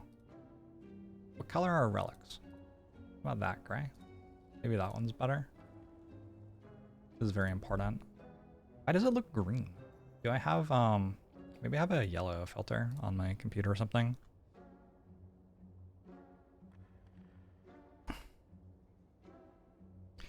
relic which gives you the ability to snowball into immense strength later in the run, like membership card or black star. Doesn't necessarily help much right now, and sometimes require that you gain that extra strength because it arrives with a downside, like Busted Crown or Brimstone. Busted Crown is a snowballing relic. Helps you with Act 2, but then you fall off because you're not getting your card rewards. High variance because it increases the chance of sudden death if you get unlucky with multi-attack enemies. No, there really isn't one in the game that can happen with. Like, it just doesn't really happen. Like, if the birds attack you on turn 1 of Act 2, sure, that's bad, but if they're attacking you still on turn 2 of Act 2, you're doing something wrong with Brimstone. Like, they should just be dead already.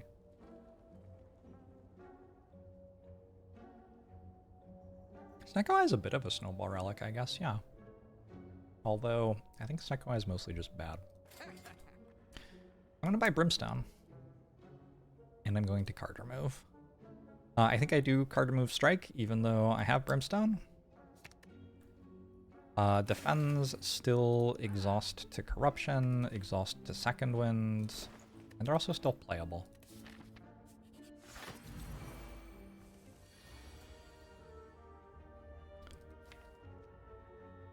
Damn, he hits hard though. I think I wait. Busted Crown kind of feels like the opposite of a snowball relic if it falls off.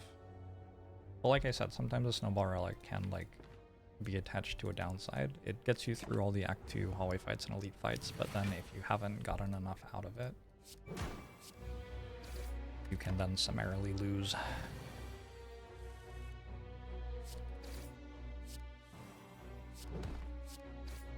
Bye, Lagavulin. Ooh, a blue candle.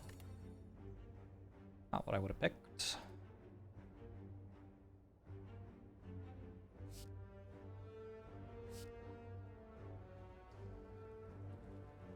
Cleave.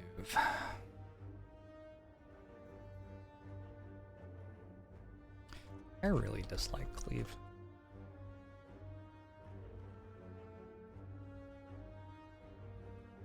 It's like bad front-loaded damage. Silver bullet, multi-enemy fights. I think I'm going to call area of effect damage silver bullet for multi-enemy fight, which is a weird thing to call it, but I think that's what I'm going to call it.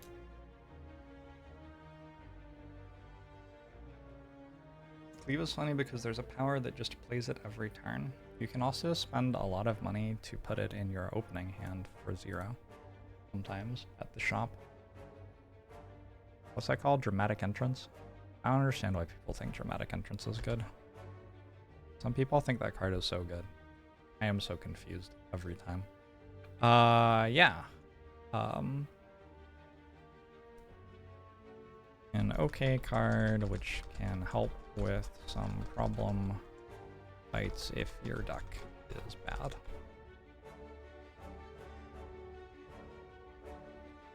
True Grit. Ooh.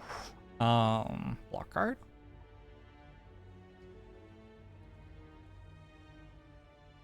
It's like an okay block card. Like a C.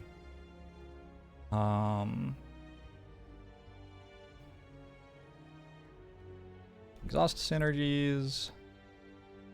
Also, like, I think I'm gonna say it's a C minus block card, a C minus exhaust synergy. I'm also gonna say needs upgrade,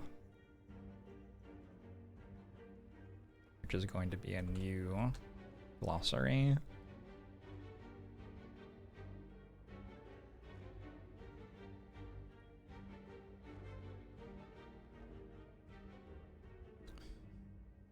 Needs upgrade.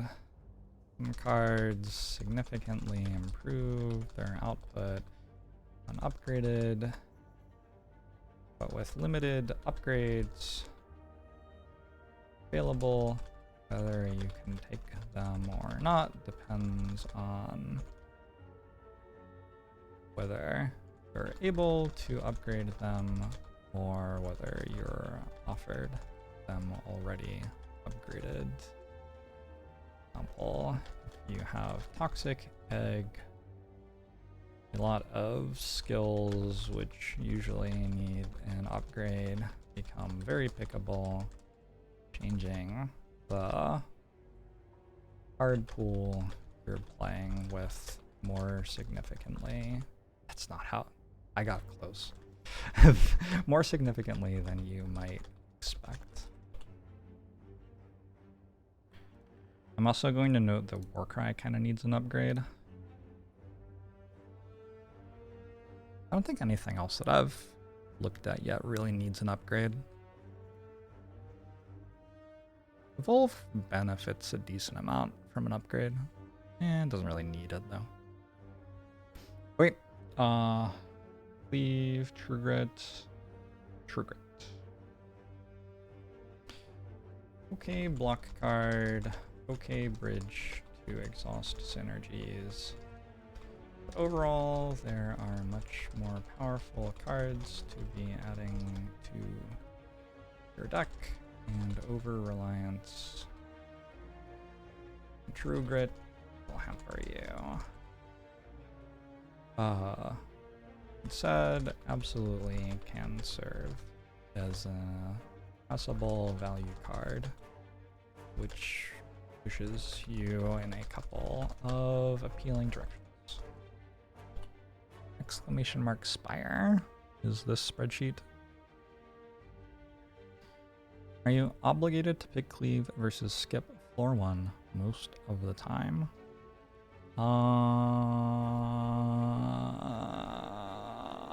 Like the other two cards aren't pickable?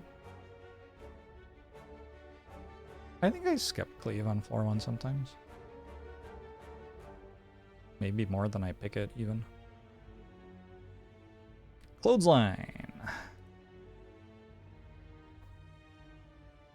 Also front-loaded damage. Every common is front-loaded damage, huh? But it's like pretty bad front-loaded damage. Like you don't take this just because of front-loaded damage. It's also weak. What do we call weak? Do we just call it weak? Maybe we just call it weak. We call it Silver Bullet weak. Is weak bad enough that you call it Silver Bullet? Mitigation. Block alternative. Ooh, I kind of like that. I kind of like that. Okay, we'll call it a block alternative. Doesn't deal good damage. We'll call it like a C-.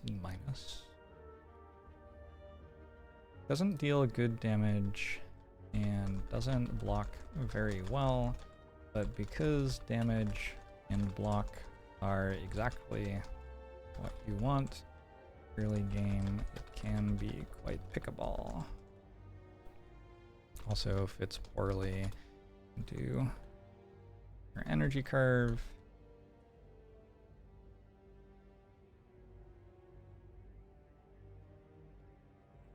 But goes up in value if you prefer Snecko Eye over Runic Pyramid for boss relics.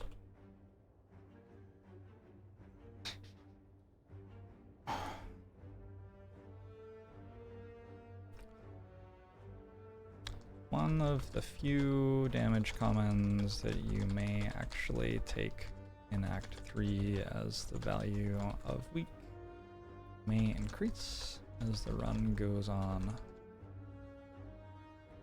Yeah. Clothesline's kind of okay with Brimstone because weak is more valuable than usual. I don't think I'm going to take it, but it felt worth mentioning. I do have a weak potion already too.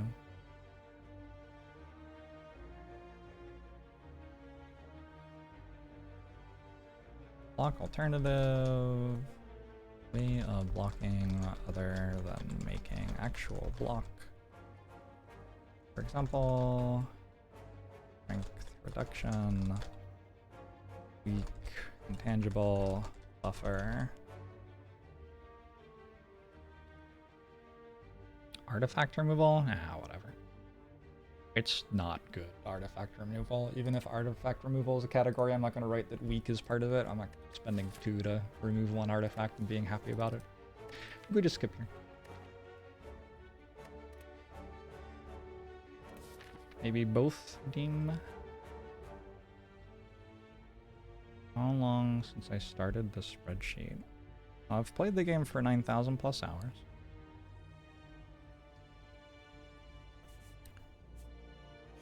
There's one in a chest. There's a strawberry in it. I think I actually take that. It is okay. I'm in Islands, London. Good to see you.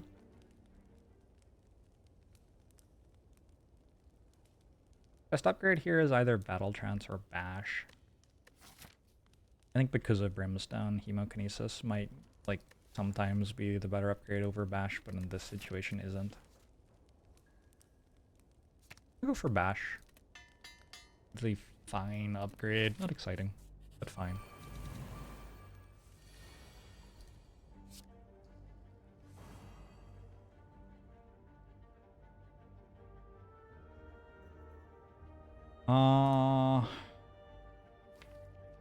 I'm probably meant to just kill this one.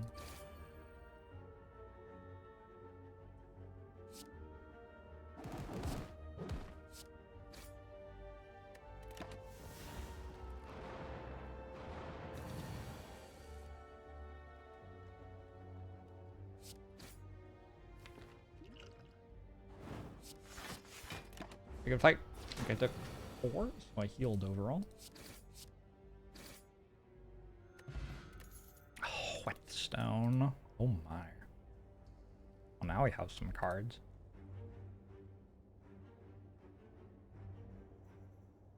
I've been working on this part of the spreadsheet since the start of the run.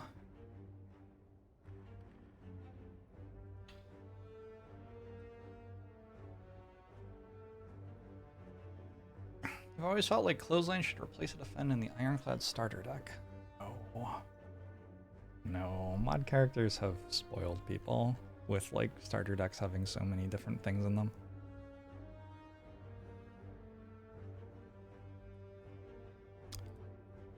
Feel no pain. This is a scaling power of power like A. It is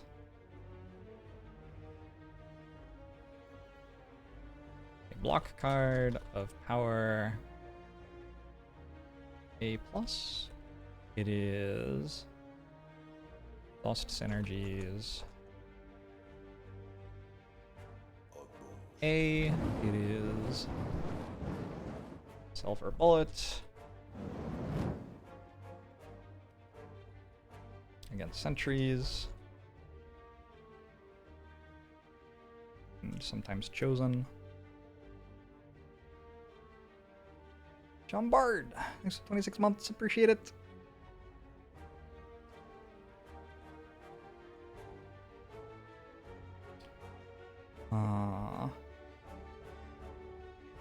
Makes a tremendous amount of block, sometimes without you even having to do anything. Example against statuses.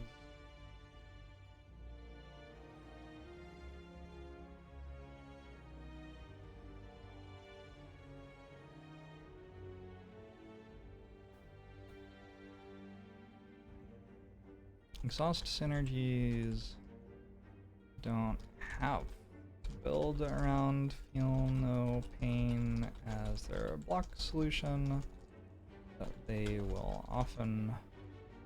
usually want to.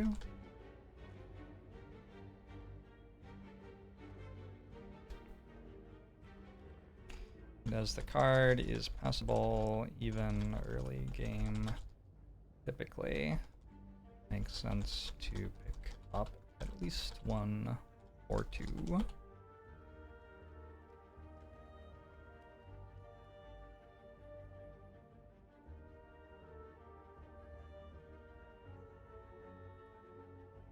All right. Dual wield. Wait, do I have to note any of these? I think I've already defined all of these turns. Dual wield. What a weird card. So it works as a combo engine, but it's not like an appealing combo engine. It's like a C. How do you explain what this card is?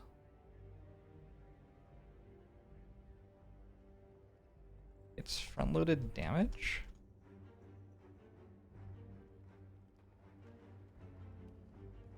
It's high variance.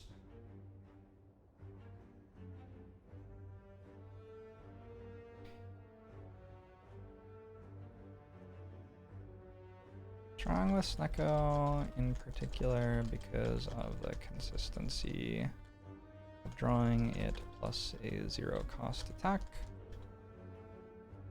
Combos with good attacks to let you play multiple of them in the same turn. For example, blood for blood. Combos with powers to occasionally outscale slower fights. For example, metallicize against champ.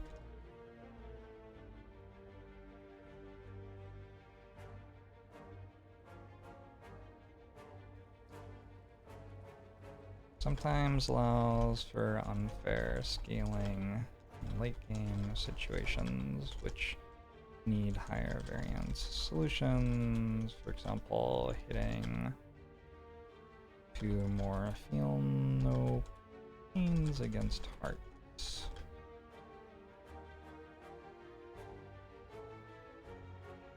Card. Difficult card to evaluate in a vacuum because its affect, its value is so heavily defined by what is happening around it. It doesn't have to be present in Ironclad's strongest decks, but can often play a good role in them. For example, copying Reaper, dropkick, etc.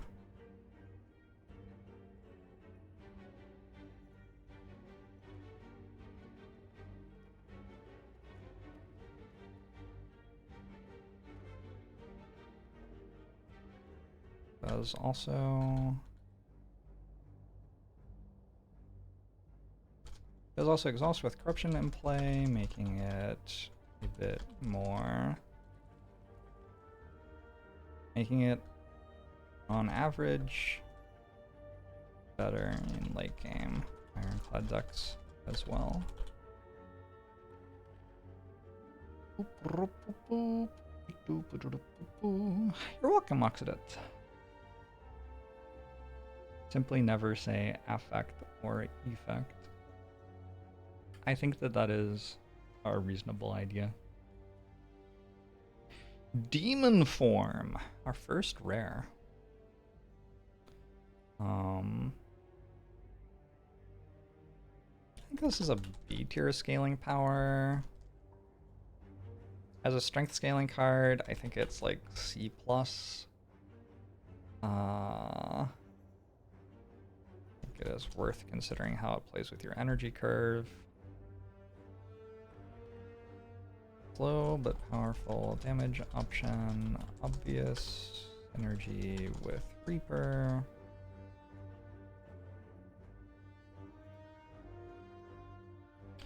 Dex able to stall fights for a while. Strong with Snecko Eye.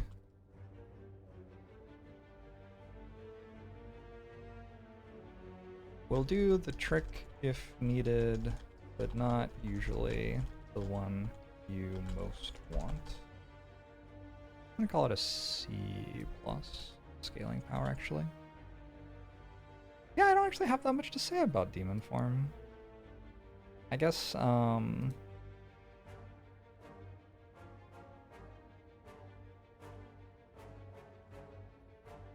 we can say it's significantly better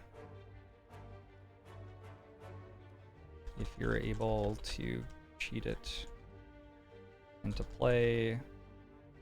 For example, with a Liquid Memories, Echo Eye, Anchor to block, Bottle to ensure you draw it turn 1, or enough max HP that taking a big hit doesn't matter too much.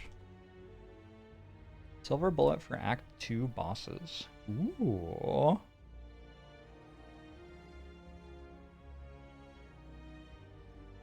I don't hate... Yeah, sure.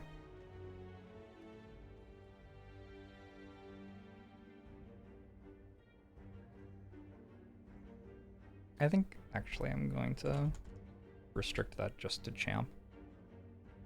I don't think it's incredible against the other two, but against champ in particular, I think it's reasonable to observe that you can take this card just to win that fight. I would hope that your deck could beat the fight a different way, but sure. I'll take Feel No Pain. It was fine. We got a Whetstone to upgrade a Strike and an Anger. Nice.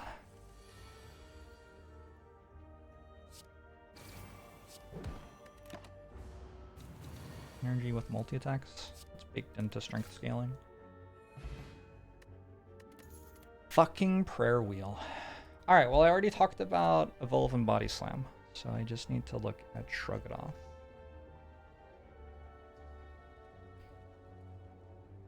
Which is like pretty good. It is a C value block card and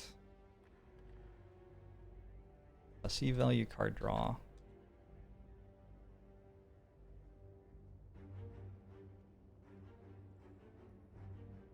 And worth considering for exhaust synergies as well. Somewhat of a core block card for Ironclad.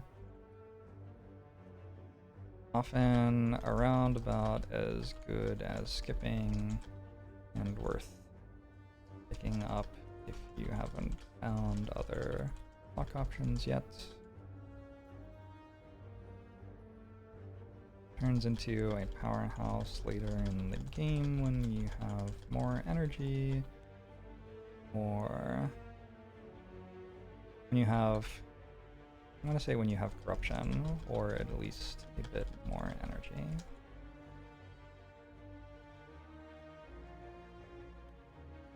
not a card you love to flood the deck with multiple copies of, though. Unless the situation makes it better than usual.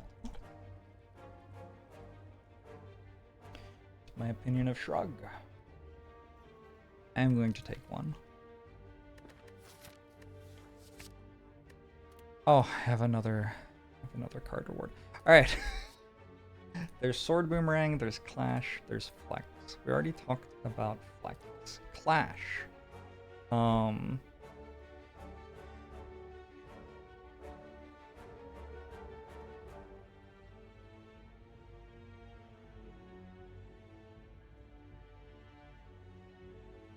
Extremely unreliable because of Ascenders, Bane, and statuses, even if you don't have any high cost skills or powers. You probably want to have some of those. That said, it isn't completely unpickable, and in 1 or 2 runs in 100, you'll want one of these to help you out when you get a rough start to the act and have to be able to beat elites. When you get a rough start to Act 1, you have to be able to beat elites. It's ! Spire year, not Spire. Alright, cool. Scaling equals Act 2 win is a mental shortcut you take. You don't... I mean, your deck can just be good enough to beat the Act 2 bosses. I think the thing I said about, like, the silver bullet concept applies there too. Like, yes, you can take a bad way to scale in order to beat the Act 2 bosses. You can also just make a deck that's good enough to beat them without you doing that, and then your deck will be better for Act 3. So...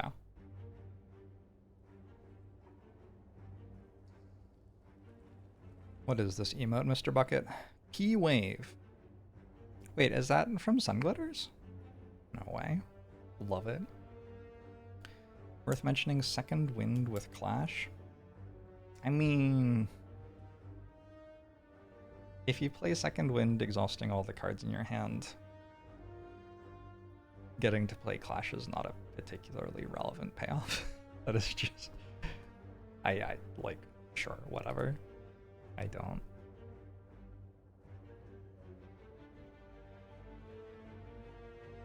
That is, like, really tenuous. That's, like, yes, that exists, but...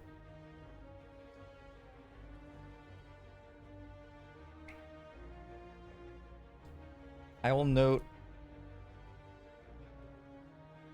some synergy. Second Wind and Silver Soul, but not enough to write home about. Apparently just barely enough to write in the spreadsheet. Sword Boomerang! Yeah, Clash is just a bad card in general. Ascender's Bane makes it worse, but isn't, like... yeah.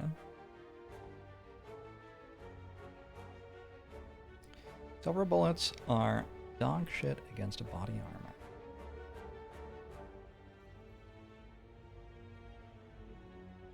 Front-loaded damage, Sword Boomerang. Front-loaded damage, it's like a C+. I mean, it hits for 9 for a 1.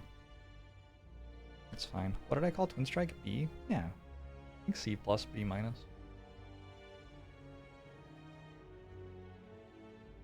Make it a B-. I think C. C+.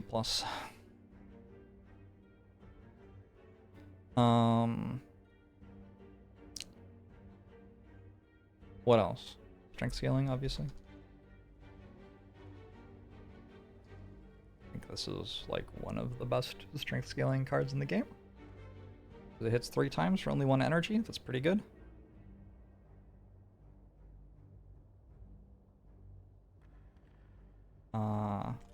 fairly strong way to deal damage early game and transition into strong damage output with strength scaling late game.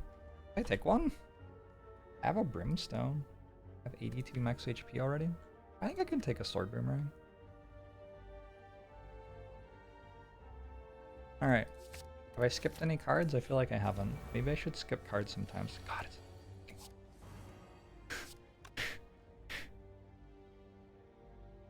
How do I not split this turn? I go like strike bash or something?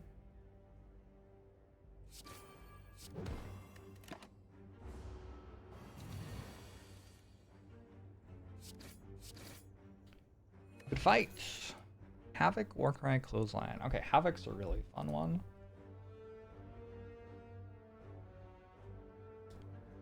Havoc is...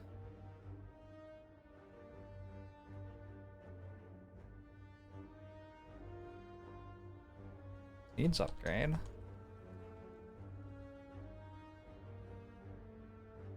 Energy curve needs upgrade.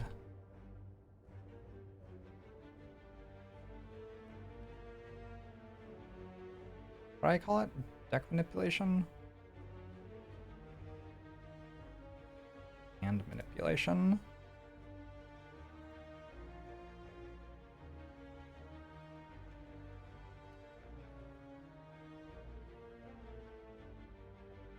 What? It won't go bold.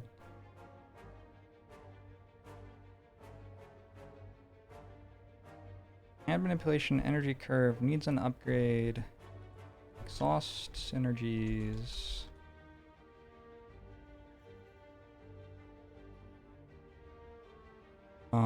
Probably just a C actually.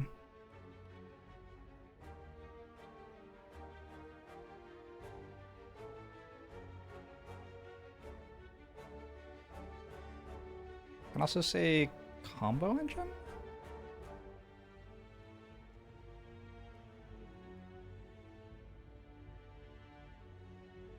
And snowball engine?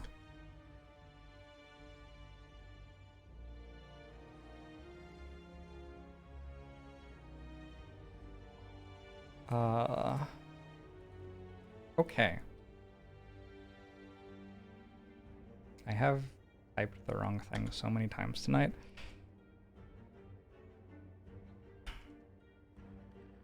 Havoc is an extremely... Do synergy keywords cover considerations of synergy dependence? Sword Boomerang is pretty bad without strength scaling. It hits for 9 for 1 energy. That's fine.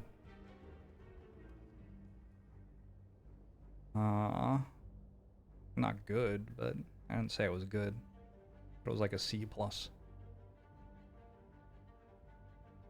Havoc is an extremely flexible card which tends to fall below replacement value. I'm not gonna say that. Which tends to be almost pickable in a lot of situations, and paying attention to when it passes the inflection point into being worth picking up is going to lead to winning more runs.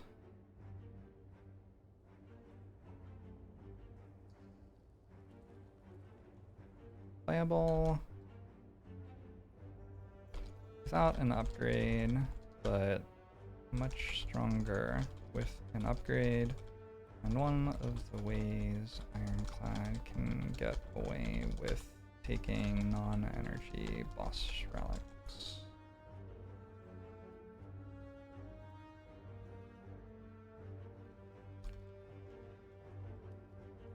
Decks focused on exhaust. Havoc can play powers at 0 cost or accelerate your way through your deck once Dark Embrace is in play.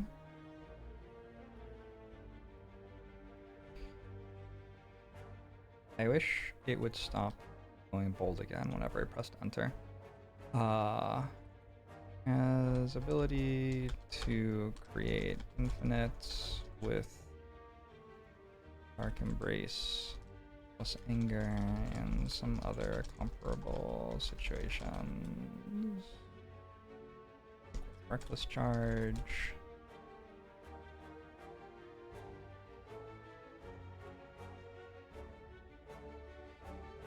His ability to create massive turns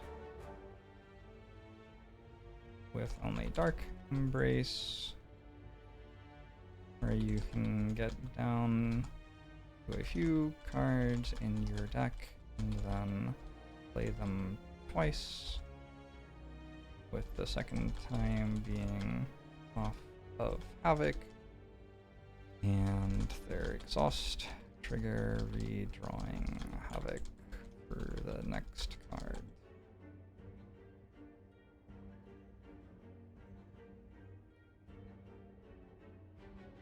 I think that's most of the stuff that I want to say about Havoc. Mention Frozen Eye. That's in hand manipulation. Is variance worth mentioning? Gosh, I don't actually think Havoc is that high variance. But I think it's like usually good to play. Oh, maybe it's worth mentioning.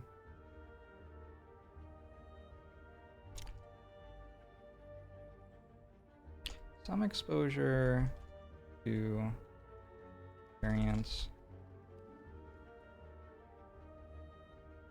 but usually good enough to play, and you can choose not to play it if exhausting a card could be fight losing. Exhausting a particular card could be fight losing.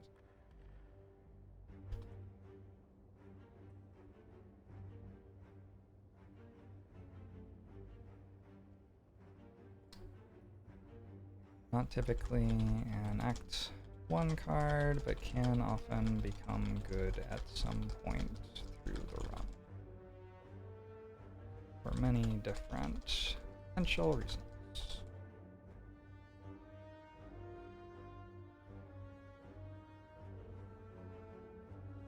Okay.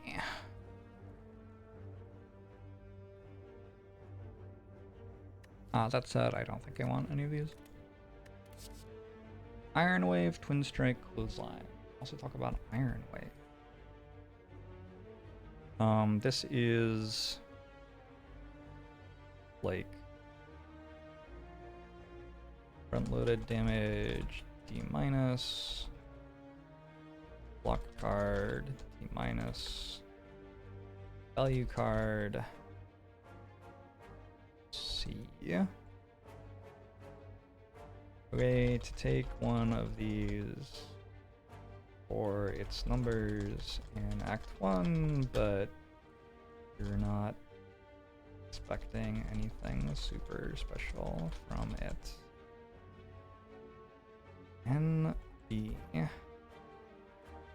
can actually be extremely relevant in some corruption scenarios late game, where it ends up being a repeatable source of block. Is it good to upgrade Iron Wave? I mean, the numbers on it are bigger than the numbers on other upgrades. It upgrades for 4 numbers instead of 3, so like, fine. But it's not like good. It's like, it's okay. It's like fine.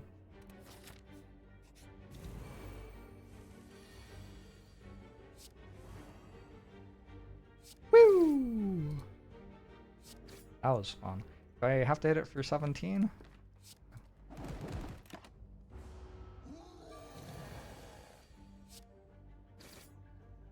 Yeah, this is very much a like auto battle the Spire while talking at length about the cards. Offering.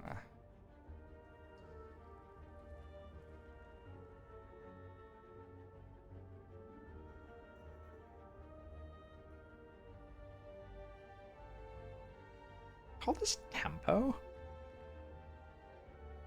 Maybe tempo should be a glossary term.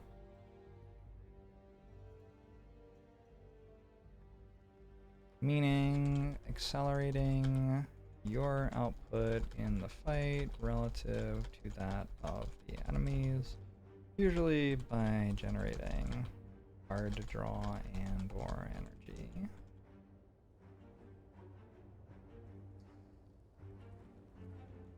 And we can also say energy.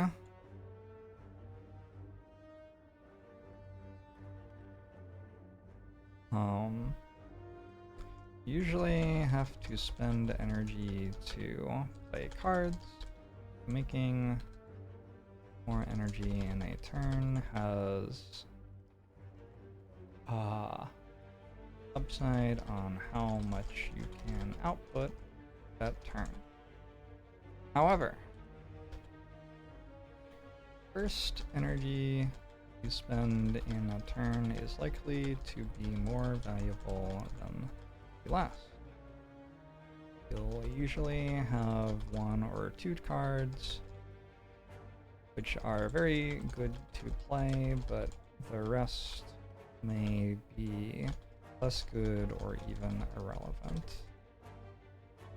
As such, you don't want to overdo energy generation early in the game when it's likely just letting you play more strikes and defends, which don't do that much anyway. Early game value cards will increase your overall output much more quickly than energy cards. Later in the game, when card draw and better cards are plentiful, energy gain becomes much more important.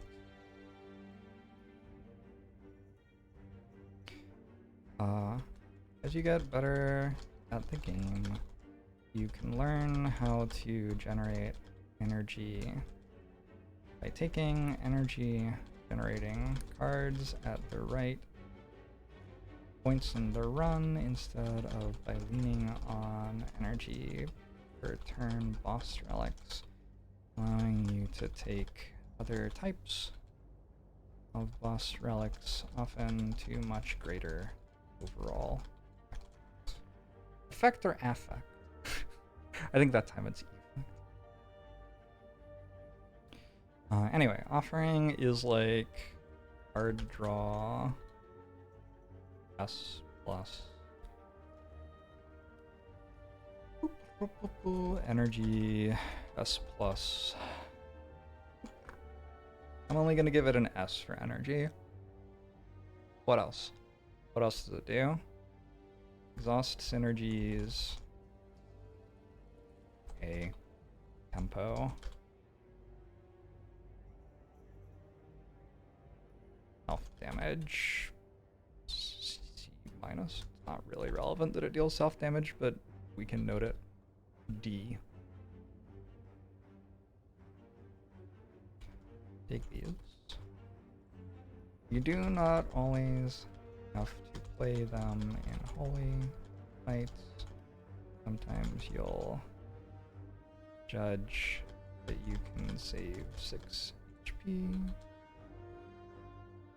by not playing them, or at least more than 0 HP by not playing them.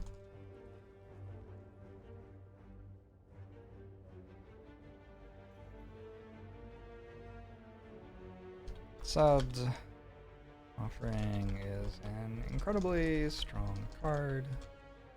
which will win you lots of runs by letting you play your broken engine cards more quickly.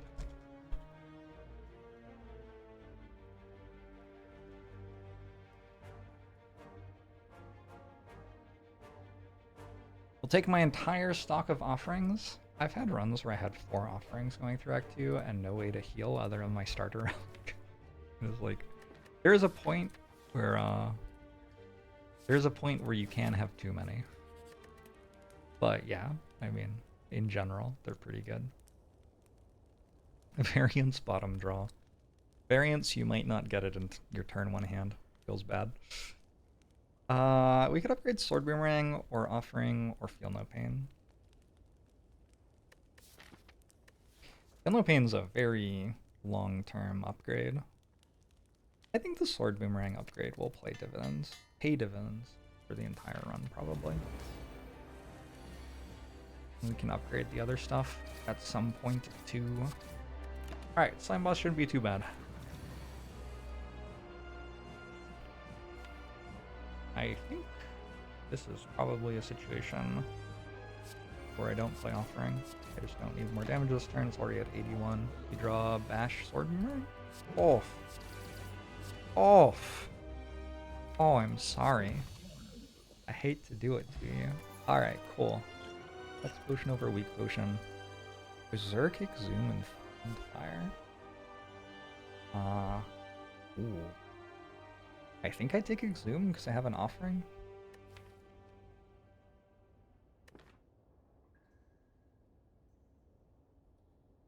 Hey, Corvus. Berserk.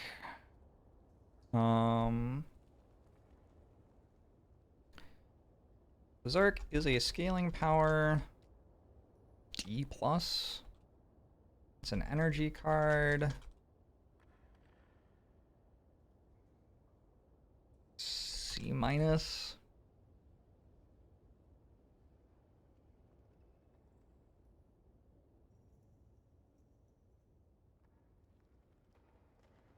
We'll say like Silver Bullet, Desperation, Act 2 bosses.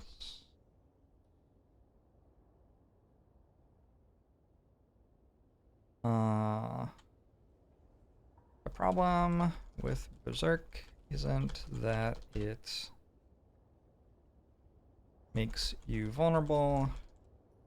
It's that the entire point of gaining extra energy is to accelerate you into powerful synergies, which make the rest of the fight relevant as quickly as possible. I'm gonna say the entire point. It's that much of the point of gaining extra energy is to accelerate you into powerful synergies, which make the rest of the fight as relevant as quickly as possible. And Berserk,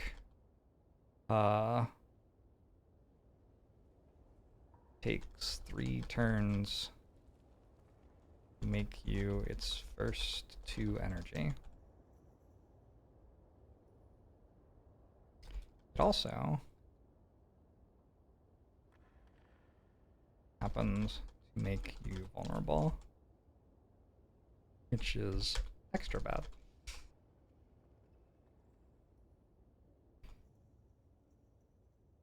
Berserk will sometimes be a sensible pick if you have a deck which is still reliant on value cards, which can sometimes be the case all the way through a run even.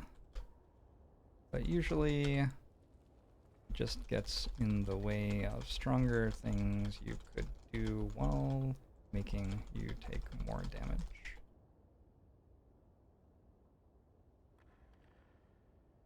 Hey, Barrelicious. Good only with Dead Branch and Corruption. Berserk?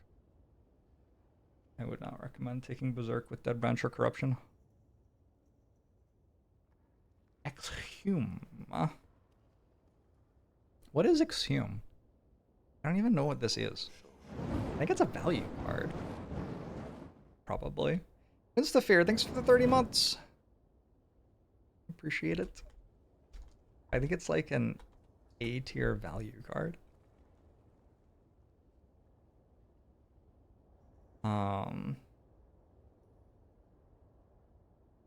He does have some exhaust synergy for sure.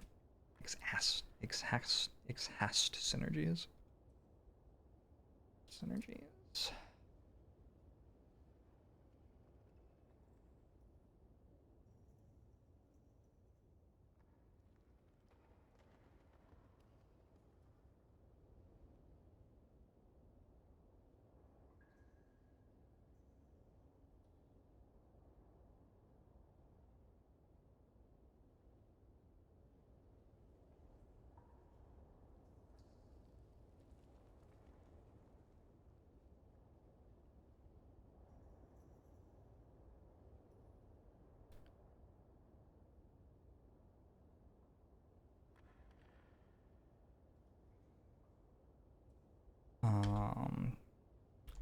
Incredibly strong toolbox card, which gets back many of Ironclad's strongest available cards.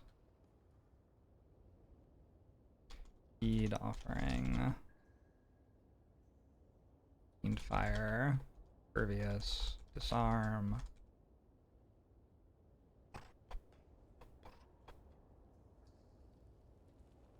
Or even Ascender's Bane with Dark Embrace.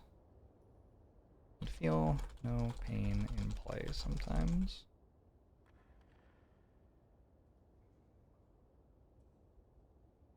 Unless you're dedicated to a non-exhaust synergy run, Exhume usually makes sense to start taking as soon as you're not worried about being dead to holy fights, even if it isn't very good.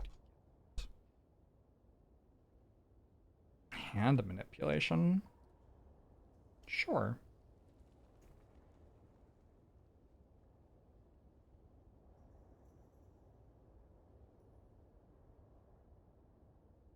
Yeah, that's a good one.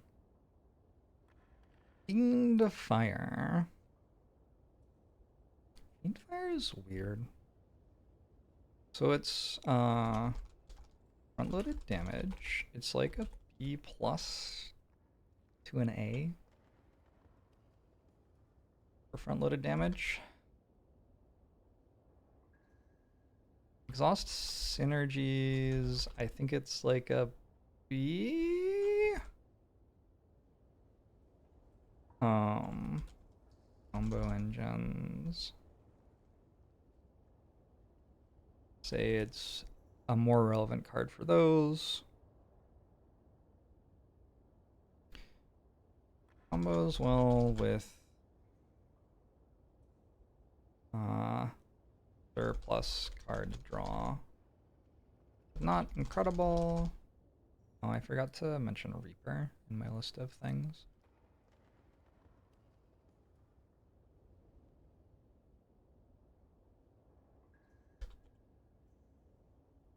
But not incredible without it. So it can be the sort of card which only feels good if the run is already off to a good start.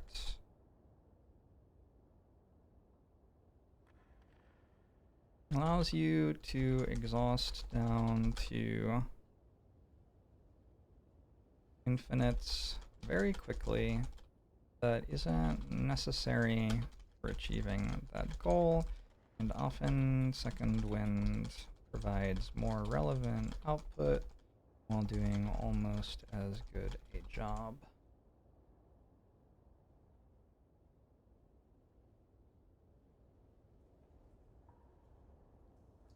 What else?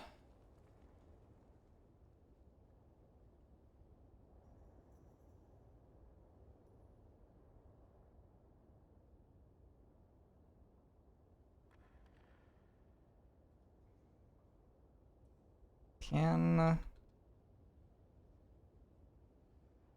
trivialize fights if supported by a few relics or a little strength gain, and vulnerable. But they don't tend to be the fights that are most important to build around. Overall,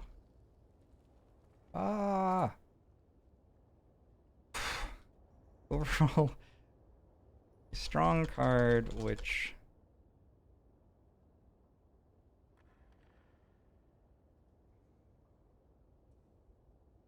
struggles to find situations where its strength is actually what's needed. Why is it not high rated purely on front-loaded damage? Because it deals less damage than other cards. Like if I draw Hemokinesis, Fiendfire, and 3 other cards, Hemokinesis deals 15 for 1, and Fiendfire deals 15 for 2, or 21 for 2. Which is worse. I gave Hemokinesis an S. Okay, well that's pretty high. But yeah, it like deals the same amount of damage as Twin Strike if you draw it, and Twin Strike and 3 other cards. It doesn't deal incredible front-loaded damage. It has decent strength scaling though. Like it's good. It is a rare, which means it gets offered to you alongside other rares. I'm gonna take Exhume. Is this a Pandora's box? Is it a Runic Dome? Oh, Runic Dome here is kind of wild. Maybe it is. I have an Offering and an Exhume already. I think it's Pandora's box. I sure don't want to play my defense, and my strikes are like pretty bad. I have to talk about the transforms if I take pandas. Absolutely not. Disarm, Bludgeon, Intimidate, Pommel Strike, Headbutt, Body Slam, Cleave, and Combust. Okay. We're adding some cards to our deck. Let's talk about them, I guess. Disarm. Disarm is a very good block alternative. I'd say it's like A+ tier, almost S tier. Little bit of exhaust synergies. Exhaust synergies, like, you want to have Corruption and Dark Embrace in play, so anything that is a skill is going to have some level of exhaust synergy. Disarm happens to exhaust even if you don't have Corruption in play. But you still want to have Corruption in play. Go for a bullet. Go stabbing. Heart. Time Eater. Awakened one.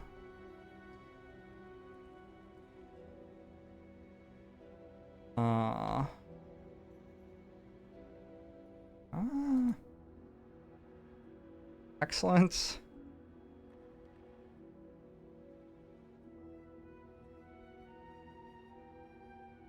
Block alternative, which happens to have some incidental exhaust synergies and happens to be very good against some fights which are often extremely difficult for your deck to handle. What else?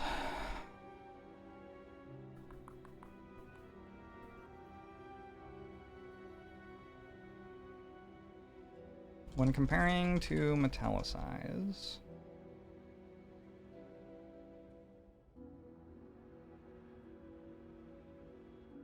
its value is can seem a little elusive. Good amount of it is tied up in how it interacts with Corruption. Dark Embrace. Feel no pain.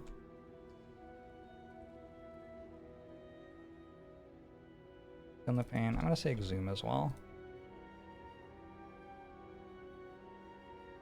Early game though, its weakness against artifact charges can make it less exciting in an underdeveloped deck.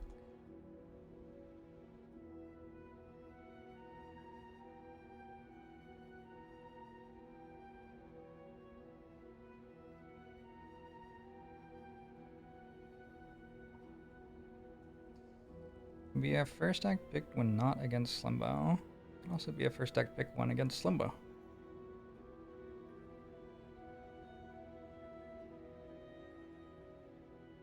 China uses pandas for propaganda. Do Americans use eagles for propaganda? Bludgeon.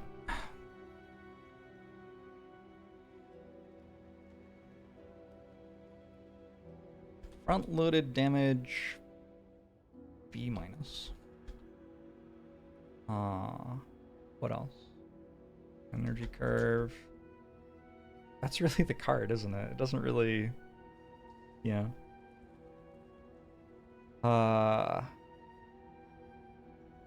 Bludgeon is awkward because...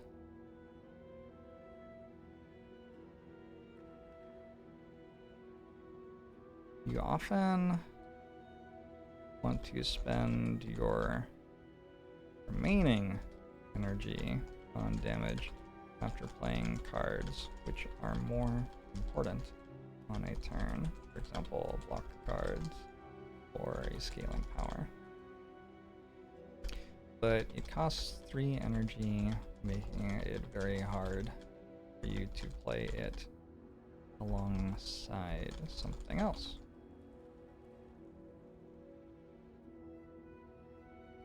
On top of that, front-loaded damage is most relevant in Act 1, when you tend to have access to only 3 energy per turn. And manipulation synergy, might note.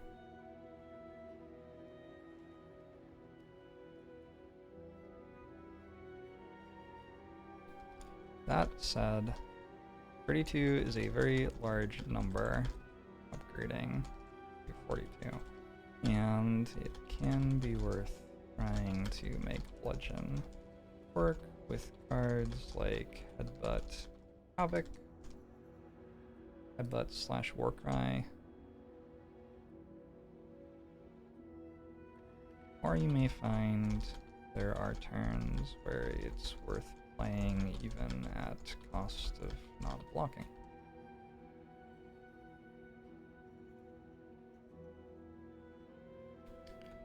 Bludgeon.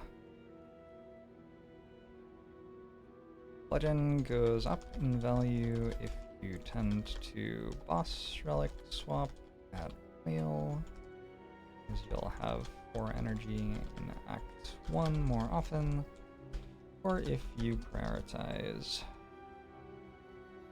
Echo Eye as a boss relic reward. Good for people who like to say bludge. Bludged. Yes, Rob, it's going really well. How many words do you think I've typed? I feel like I've typed a lot of words. Intimidate.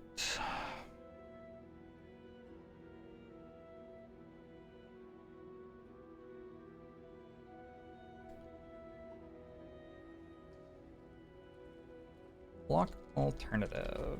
I think it's like not a terrible card. I think it's like a B- or maybe a C+. I'll give it a C+. Exhaust synergies. C. Is that it? Is that the entire card? I guess we can note that it costs 0, so we're thinking about its energy curve. Oh, artifact removal. Why does pressing the arrow take me out of the box I'm typing in, but only sometimes? It's really weird.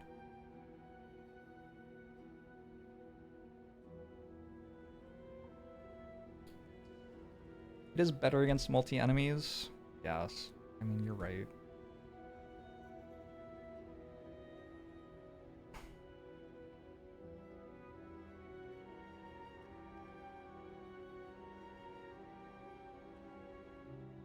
Artifact removal.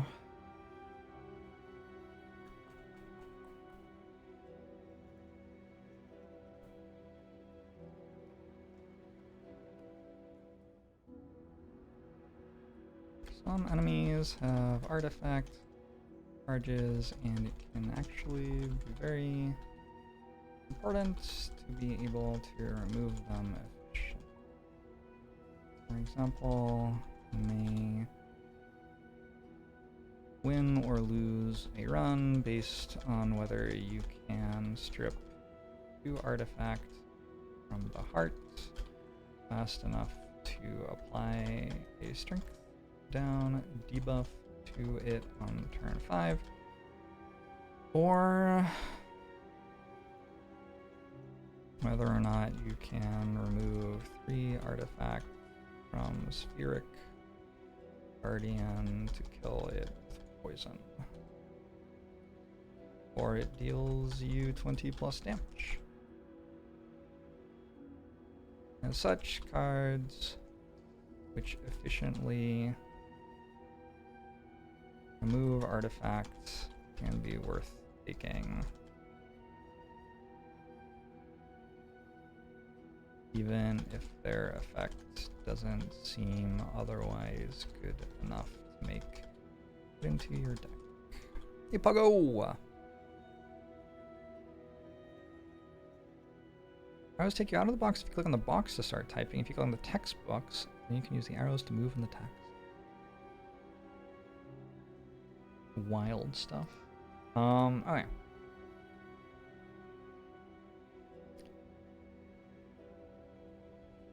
Naively, this is a 0 cost block card, which does fine if you need a bit more block and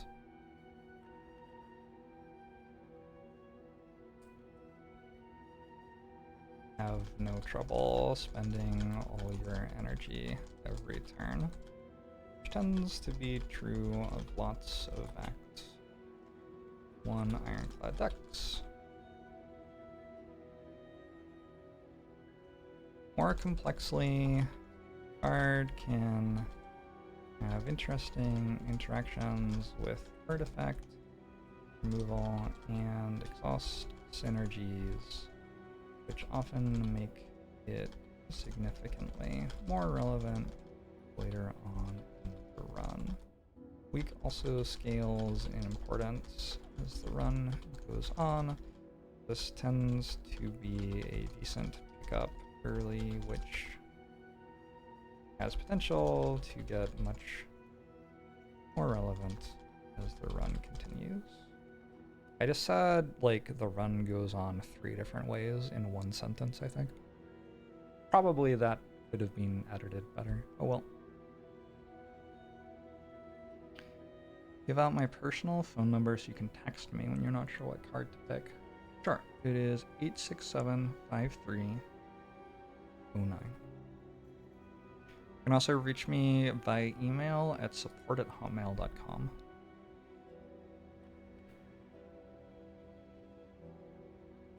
Pommel Strike is next. What's the area code? No area code. That'll just work wherever you are. Actually, I wonder how many places in the world you can dial 867-5309 and get some sort of novelty response phone number. They probably have those in a decent number of places, yeah.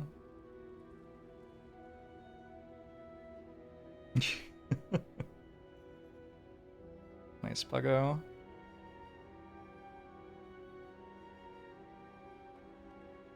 Starts to feel like the first game beat Ascension 20 guide. If you read all this, you are set with no games played.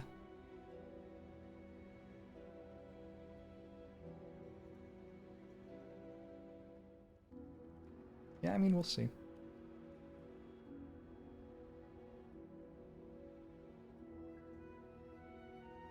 It's still really hard to play the game, for what it's worth. Also, how many of these actually have text in them so far? I've still only written 30 card descriptions out of 72. My hands are so sore. I think I'm gonna just finish the run now. It's fine. We made really good progress. Like that's a lot of card descriptions. Pommel Strike's pretty difficult to write about, so is Headbutt. We can leave those for next time. Let's finish the run. And give my hands a little bit of a break. Alright, pretty happy to fight as many elites as possible here with my Brimstone ticking up. I have a courier, so going to 2 shops isn't the worst thing. Didn't I write a book? I did. I did write a book.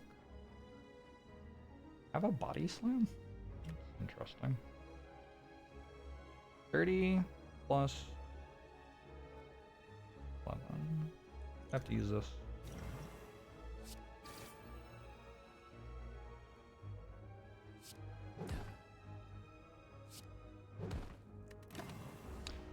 And right path 3 elite. Okay. Yep. Not sure where you were going with this. Pommel Strike, Wild Strike, Headbutt. Nope. Disarm Plus.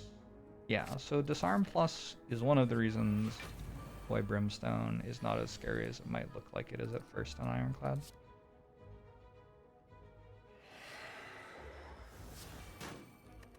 Because it turns out you can actually just remove the strength the enemies are gaining.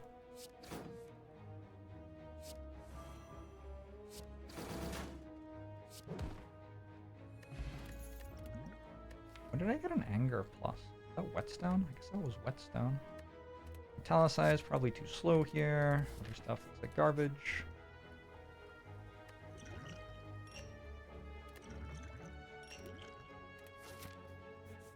Three-hour Act 1. Oh my god. That was 3 hours? Oh my god. Oh no. Well. I'm down for an apotheosis. I think it does enough. It means I no longer have to go to campfires, so I can just go to hallway fights, which gives me more money and also gives me lots of card rewards with Prayer Wheel. Between card remove and impervious, maybe I actually want impervious. Combust remove, not bad at all. That is kind of like a slimed in the stack.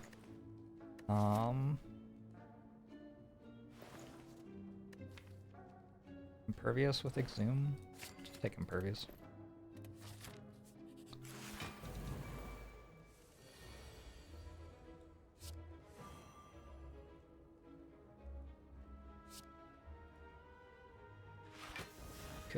Combo.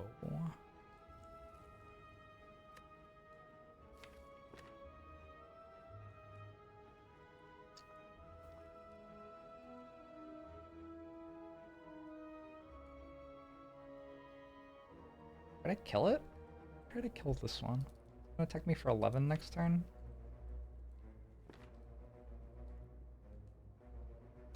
I can do this. It's for 40. So much overkill.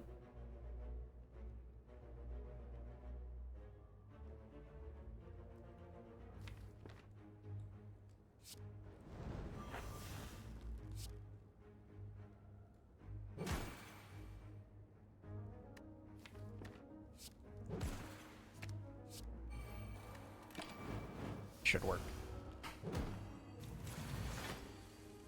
Time that doesn't block with Feel No Pain, very true.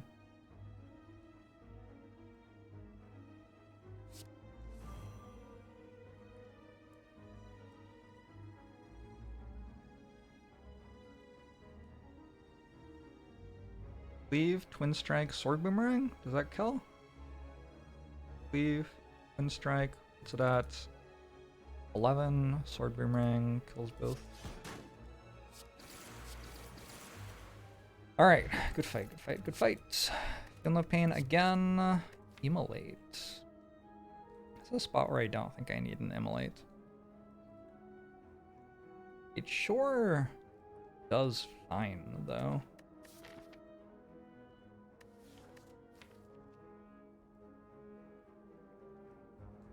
Yeah, Impervious feels particularly good with Body Slam in my deck. I didn't recognize that that was going on. I don't think I want Immolate. Feel no pain should be good.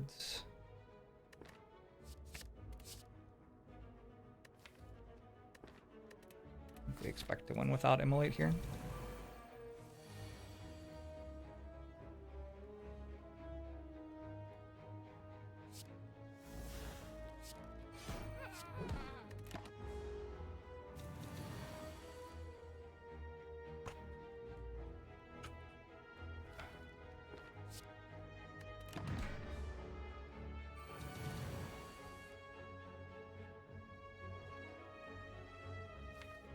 Headbutt for Cleave? Is this the best Cleave has ever been? Very possible. It's a good fight for Cleave.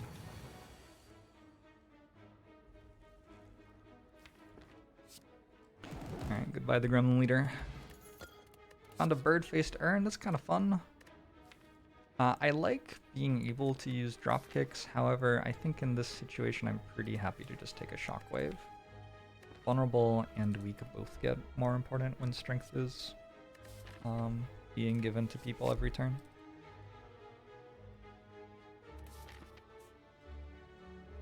And let's upgrade Apotheosis, and then I will probably try not to upgrade anything else for the rest of the run. I guess I'm going to go to at least one floor where I can upgrade something.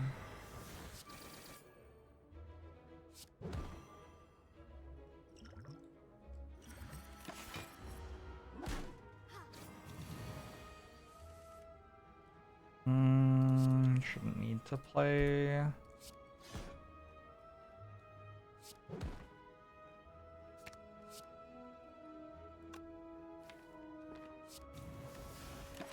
Offering here.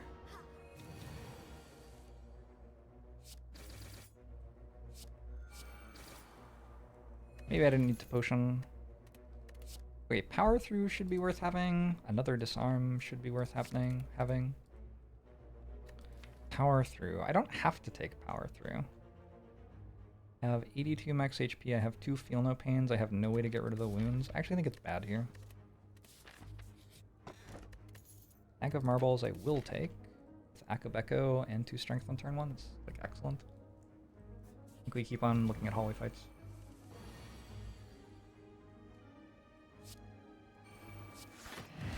Good start. Bag of Marbles.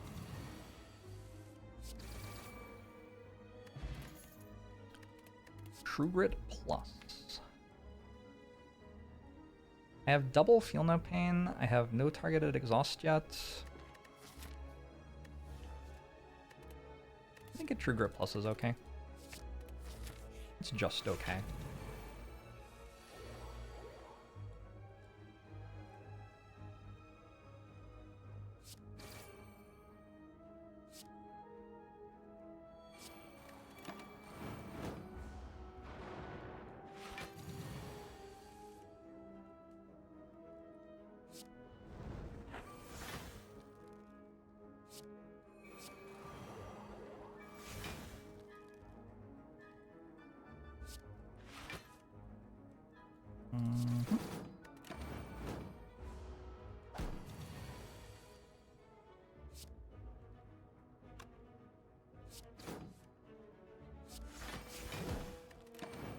Will I ever play Apotheosis? I sure spent a lot of money on that. Maybe I just won't. Those are not picks. Second win. I don't actually have many skills, so it will like hit statuses for me. Also don't have a Dark Embrace yet. I'm pretty sure we do take it. The card often becomes incredibly good. I don't think it's that good right now.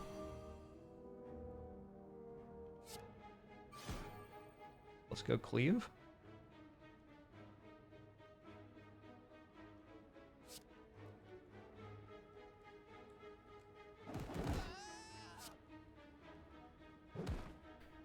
Power through looks pretty nice now. It still doesn't look that nice.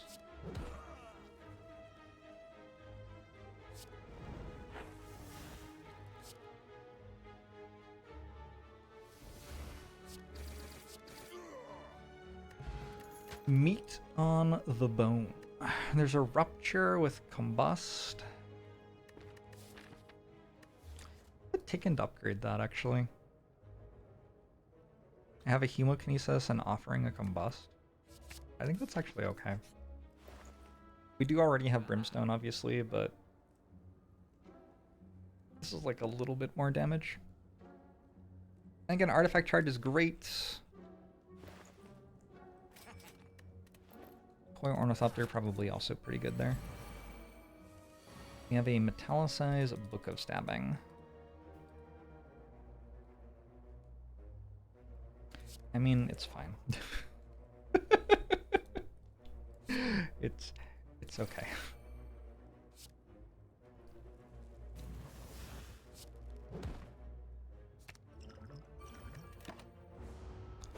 Why is the board game $200?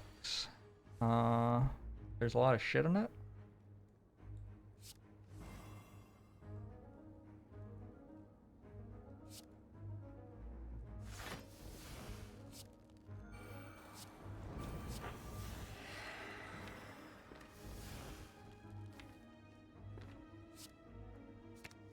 Do I have 3 disarms? Huh. Okay. You would hope that this run would win from here, then.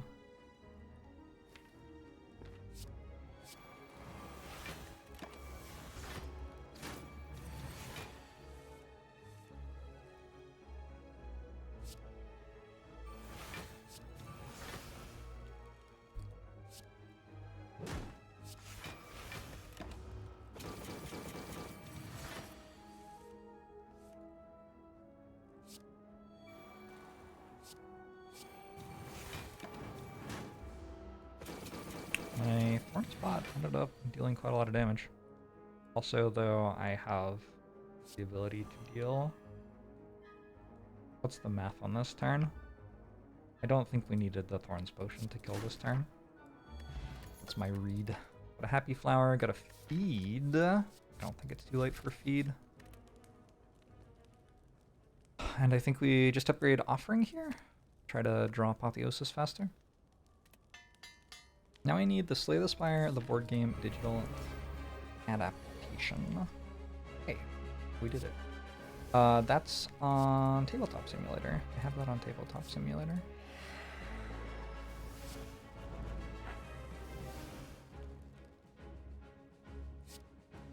One of these, one of these.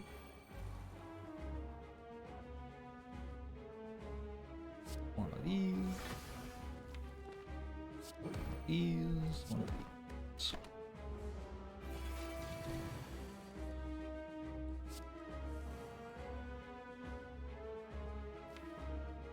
Anger should be real good here. And also grab Offering again. Play some more stuff. Seems reasonable.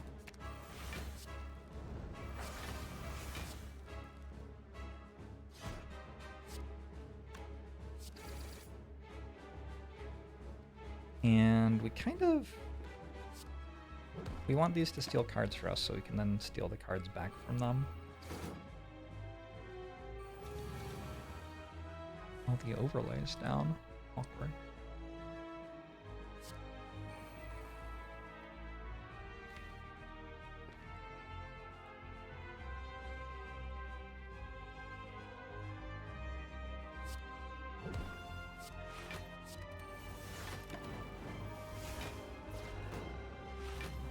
Does Blue Candle Rupture work? It does.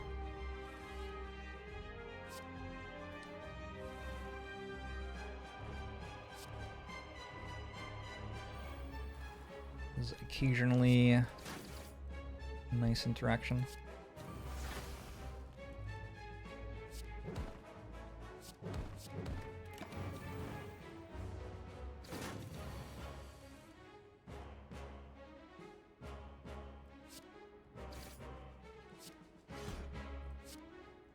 Wow, never lucky.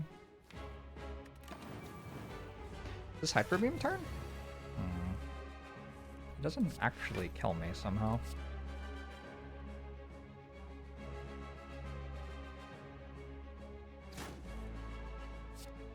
Easy game. We got a feat. Fairy in a Bottle is excellent. Reaper is not bad at all here. Reaper is a playable card in this deck. Let's go... I have Blue Candle for Cursed Key. Yeah, let's go Cursed Key. Always lucky, sometimes lucky for sure. Certainly sometimes lucky. Go as many elites as possible. Right side, I think.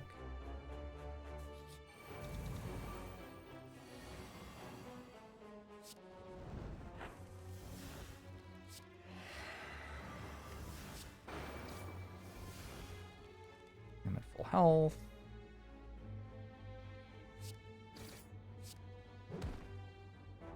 Four energy per turn feels kind of unfair.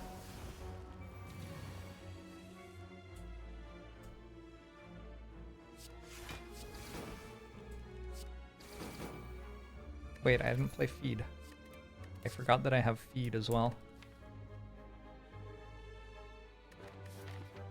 I would really like Dropkick to be a playable card here. I'm not sure it is. I'm gonna take it and try to make it playable. We'll take more Shockwaves.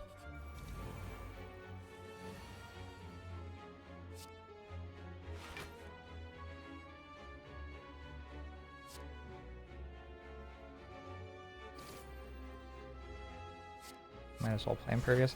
Sometimes like your instinct is to not play Impervious so you can draw it later, but this fight is going to be over fast enough that actually having it in my exhaust pile for Exhume is the most efficient way to be able to play it later, especially because I want to headbutt Feed if possible.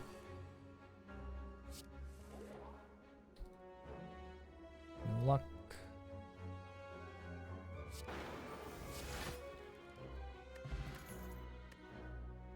There's a Sentinel. Could take a Sentinel. There's also a Heavy Blade plus.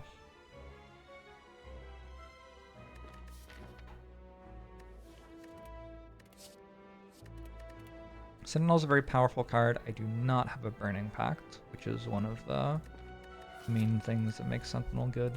I think I don't take it. Weird. I'm not really into the, like, exhaust cards become energy and card draw stuff at the moment. There's no Dark Embrace, there's no Burning Pact. There's an Offering, there's no Corruption. I still have lots of card rewards though. I'll take a Sentinel. Card's just like pretty good.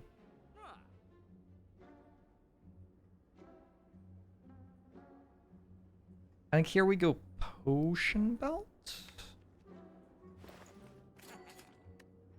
Potion Belt for winning Act 4, better than Evolve.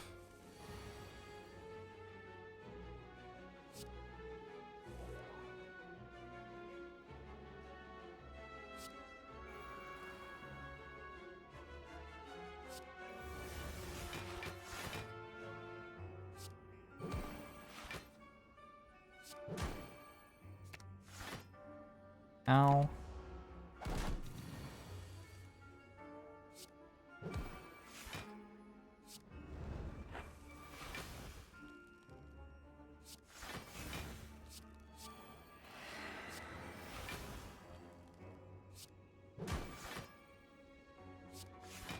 So ideally, I would like to feed in this fight. Hey, Wireframe Wife, thanks for the raid. You streamed?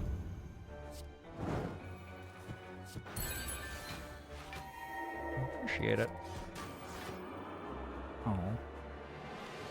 I mean, presumably there was a way to do that better.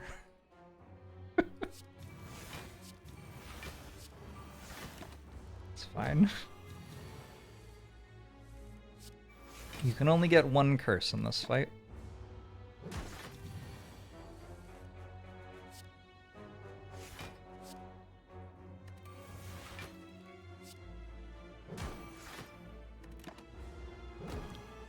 We're a small but dedicated bunch. Cool. Tropic Brew, pretty good with Potion Belt. Spot weakness is not awful here, but I think also probably not worth taking. Now I can use Parasite with Rupture. I mean, like, I can. It's true.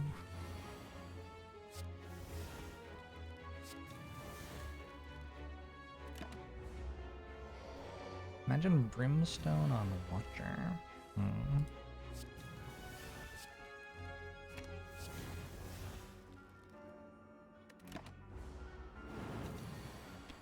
Transitive verb.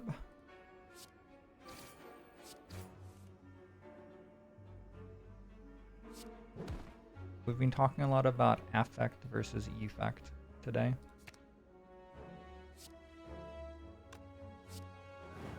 Challenging stuff. What does it mean? Hey, Justin is okay.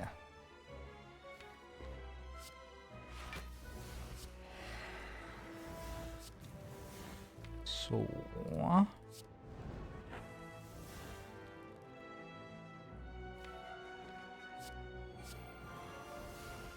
I don't have a Feel No Pain in play yet.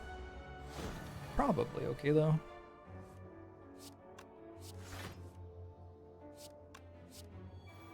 This is kind of just a lottery, whether I draw feed at the right time or not. He's feeling steam. Right.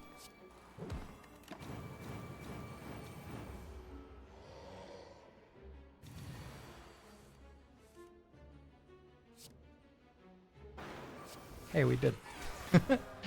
Cool. Incense Burner, very good. I think I mentioned Incense Burner when I was picking Brimstone at the start of the run.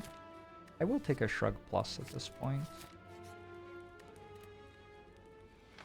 With an Apotheosis and full health, you might as well just recall.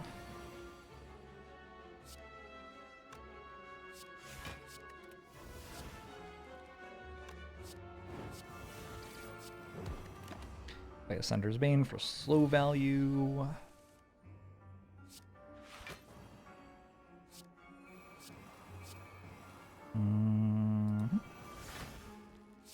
Play Parasite for not have Parasite in your deck anymore value.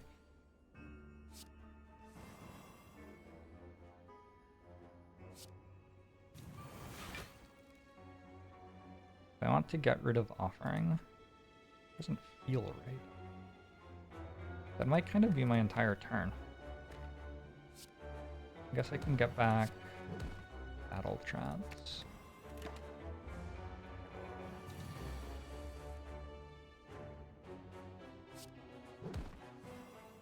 Deck definitely has some very awkward draw orders where it takes a while to actually do anything.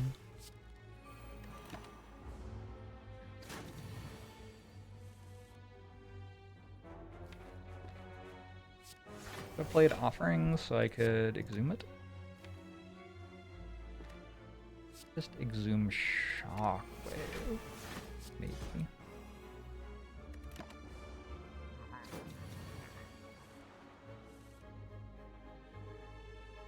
Just say star effect or question mark effect. I don't know what that means. What is this symbol shit? What was wrong with letters? We have strayed so far from the light of Merriam-Webster. Actually, they probably started it. Bag of Prep's probably pretty good. Oh, that was a mummified hand. That's very upsetting. Look at some colorless cards. Purity, Dark Shackles. Dark Shackles should be good. Master of Strategy, definitely good. Those ones I think I can pass on. And Dark Shackles should be good though. I still don't have a Dark. What's happening? What is happening to me? At most, I can eat 2 of these enemies.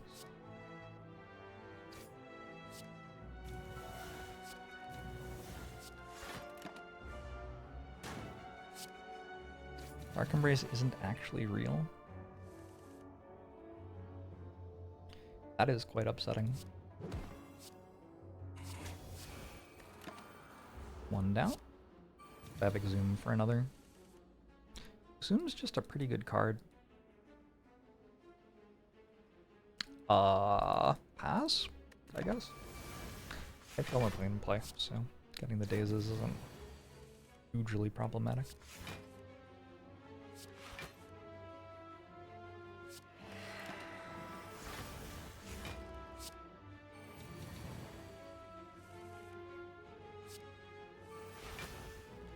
Yo. Any apotheoses in this deck?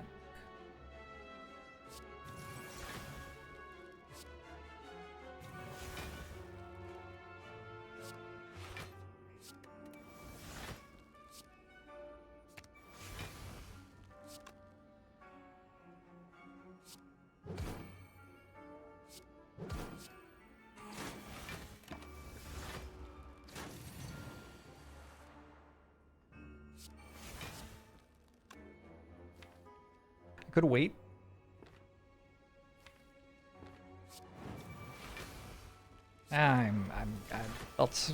This run's been going for like 3.5 hours. Let's just make it so it isn't happening anymore. I could have played Feel No Pain for healing there and didn't. I will take a Disarm. I think I will take a Pommel Strike plus, a little bit of card draw. We are definitely a little bit slow to get everything done, but also we have over 100 health and a Fairy in a Bottle and an Entropic Brew and an Incense Burner. You would think it would be okay. Most likely.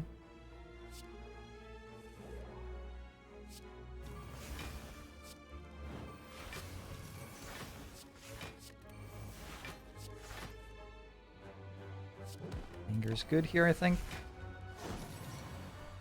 You have a cat in your lap. Put my cat in timeout. He was complaining a lot. Maybe I should go check on him. End of the run. He's fine. He just goes to sleep.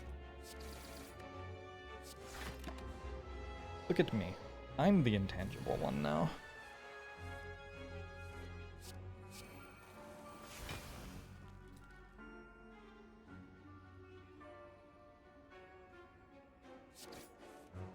We hit feed here, it's good. No feed.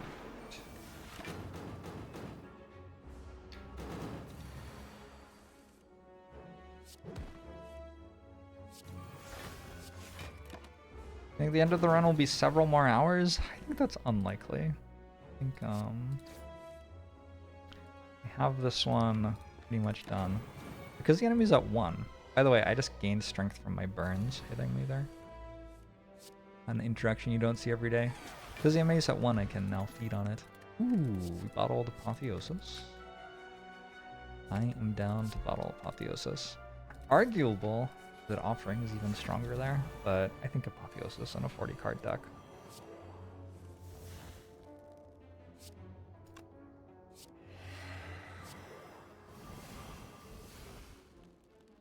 Any cleaves in chat? Always lucky? This is about what you're hoping for when you take a Brimstone, that's for sure.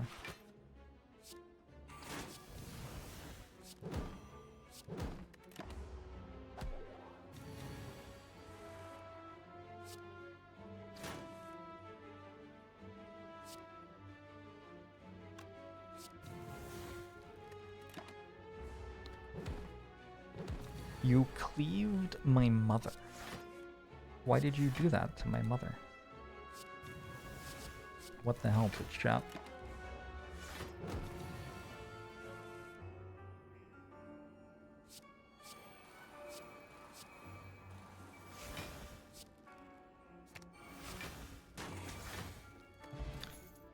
We are cruising. Another Feel No Pain? 1, 2... Only 2 so far? Sure. Dual wield any good? Fine. I would have had Mummified Hand Birdface turn. Unlucky, I guess.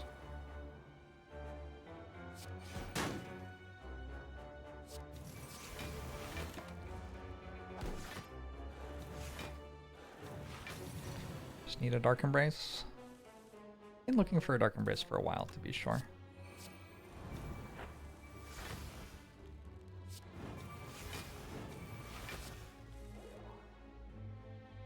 Yeah, the curses is really not that bad here.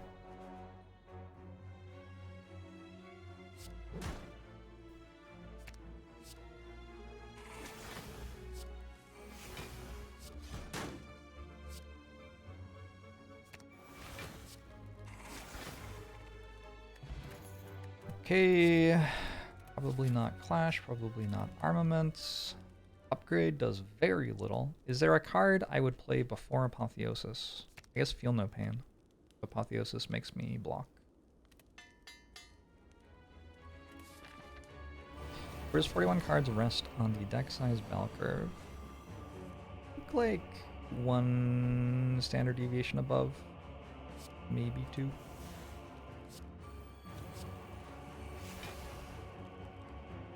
Where I would eyeball it personally.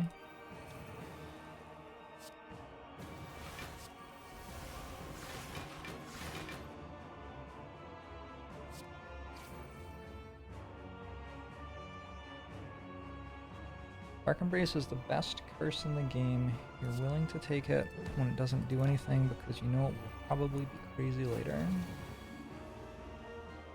It is a pretty good card. It's actually a power, not a curse. Makes it even better in my opinion.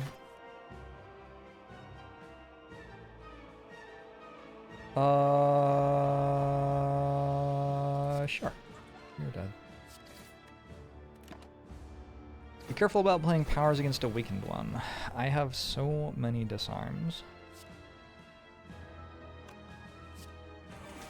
Wait, why is it attacking me?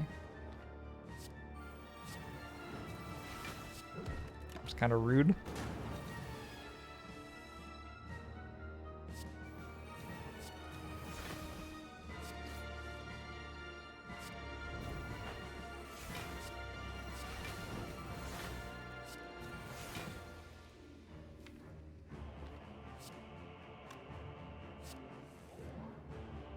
You'd better watch out when attacking one time in a turn against this particular player.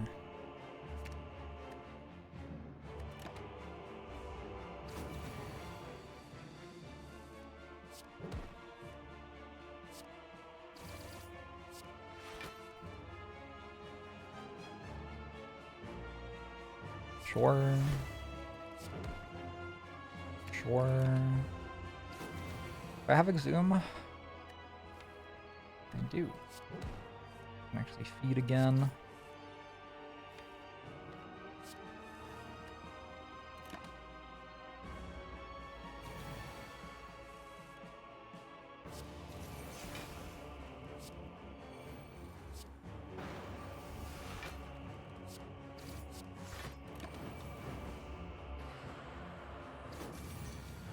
Oh yeah, this deck's cooking.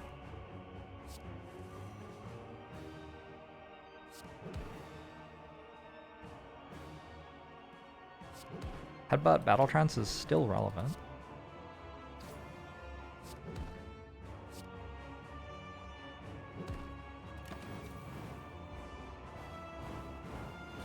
Any tips for a noob?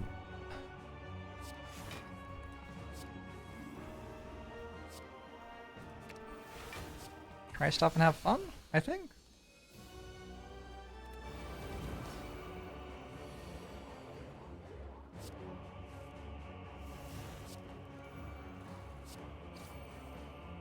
Pretty good game.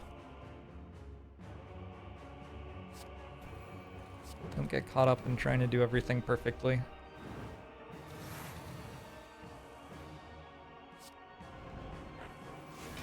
Wrong Feel No Pain twice in a row. I do have 3 of them, so.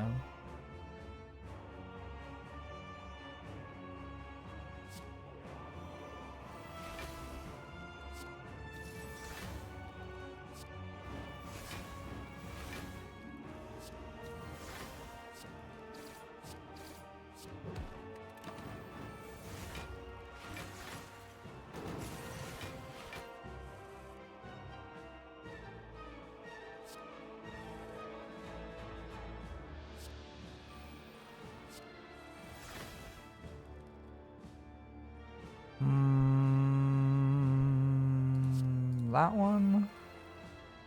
That one. This one. This one.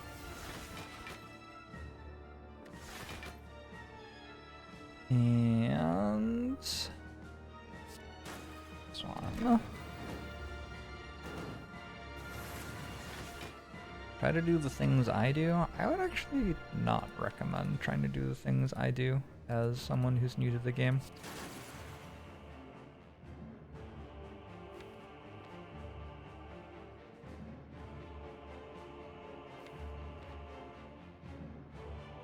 I'm trying to work out if I can feed on both. It's kind of feeling... Oh, I get to rest at the campfire. Okay, I can try them. It's feeling a bit hard.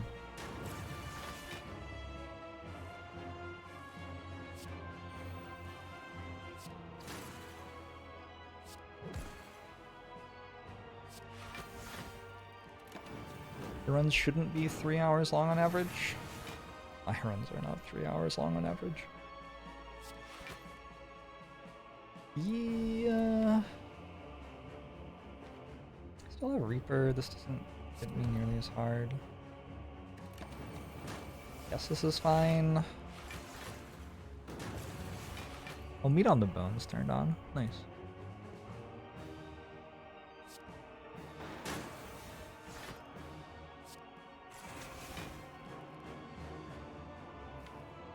Cool. I think I got both of them. Got this on 4. We wait.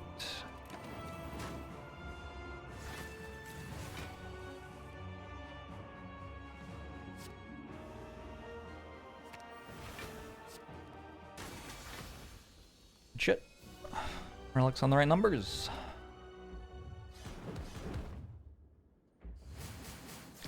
Good, methodical, and meticulous, even if long run is kind of fabulous.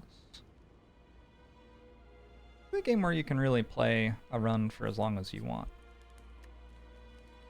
I would encourage you to just play a run of the length that is fun for you. Whether that means it is 45 minutes long, or it takes you 45 minutes to choose your whale bonus. Another offering seems real good. I would maybe have bought Barricade? I don't know, probably not. Power Potion over Swift Potion, maybe? So close to membership card. Yeah, can't have everything go right for you.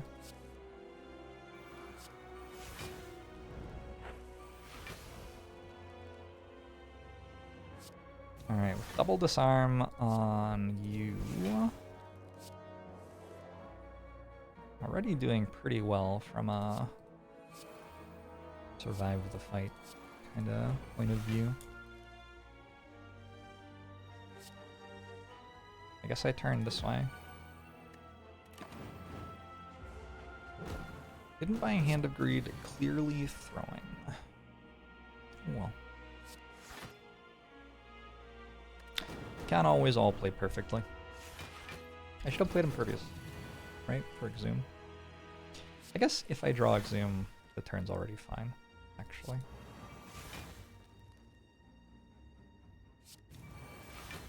Keep the strength off that one, and then turn back this way. It does gain strength every turn, so just because I put its strength in the bin doesn't mean it won't come back again.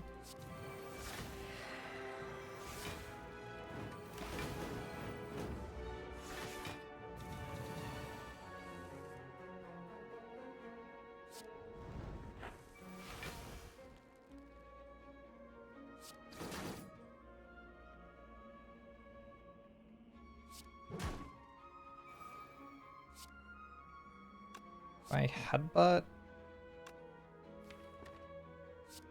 guess so. Feed, I shrug, drop kick, anger. That's not enough. Yeah. I'm probably not going to bother going all the way around again. Yeah, if I can just Reaper Twin Strike, that seems fine. This is on the right number again. Blood Vial. Ooh, Barricade. Sure. Why not?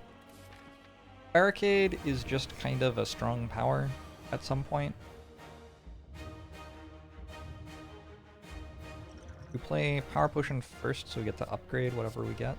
With Apotheosis. Huge. That's pretty good. Alright. I don't want to play Battle Trance. Free in Demon form seems acceptable.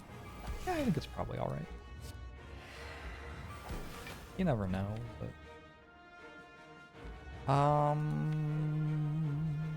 might as well do this now.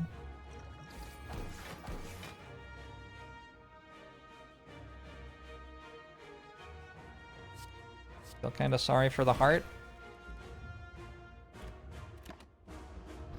I don't know. It could kill us. You never know what's gonna happen.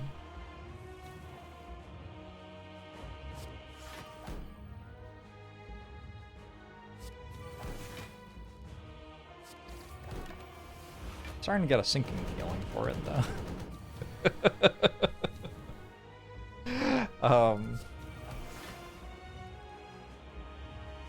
It's about to cleanse all of the negative strength I put on it, so I will not play the other disarm.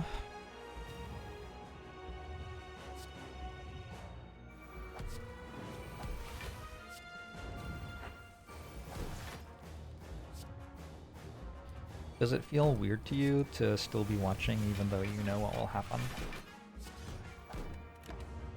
Sounds kind of perverse.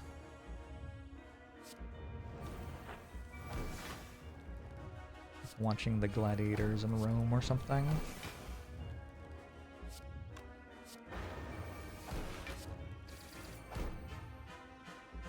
Good. I'll play this so I can draw it again next turn. Actually, I guess it has artifact charges, so disarm wouldn't even work.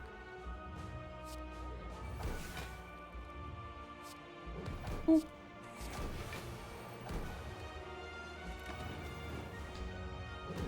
You bet on the heart? Oops.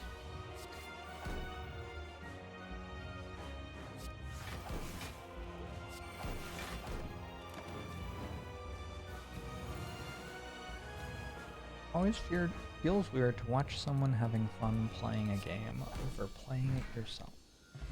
An interesting thought.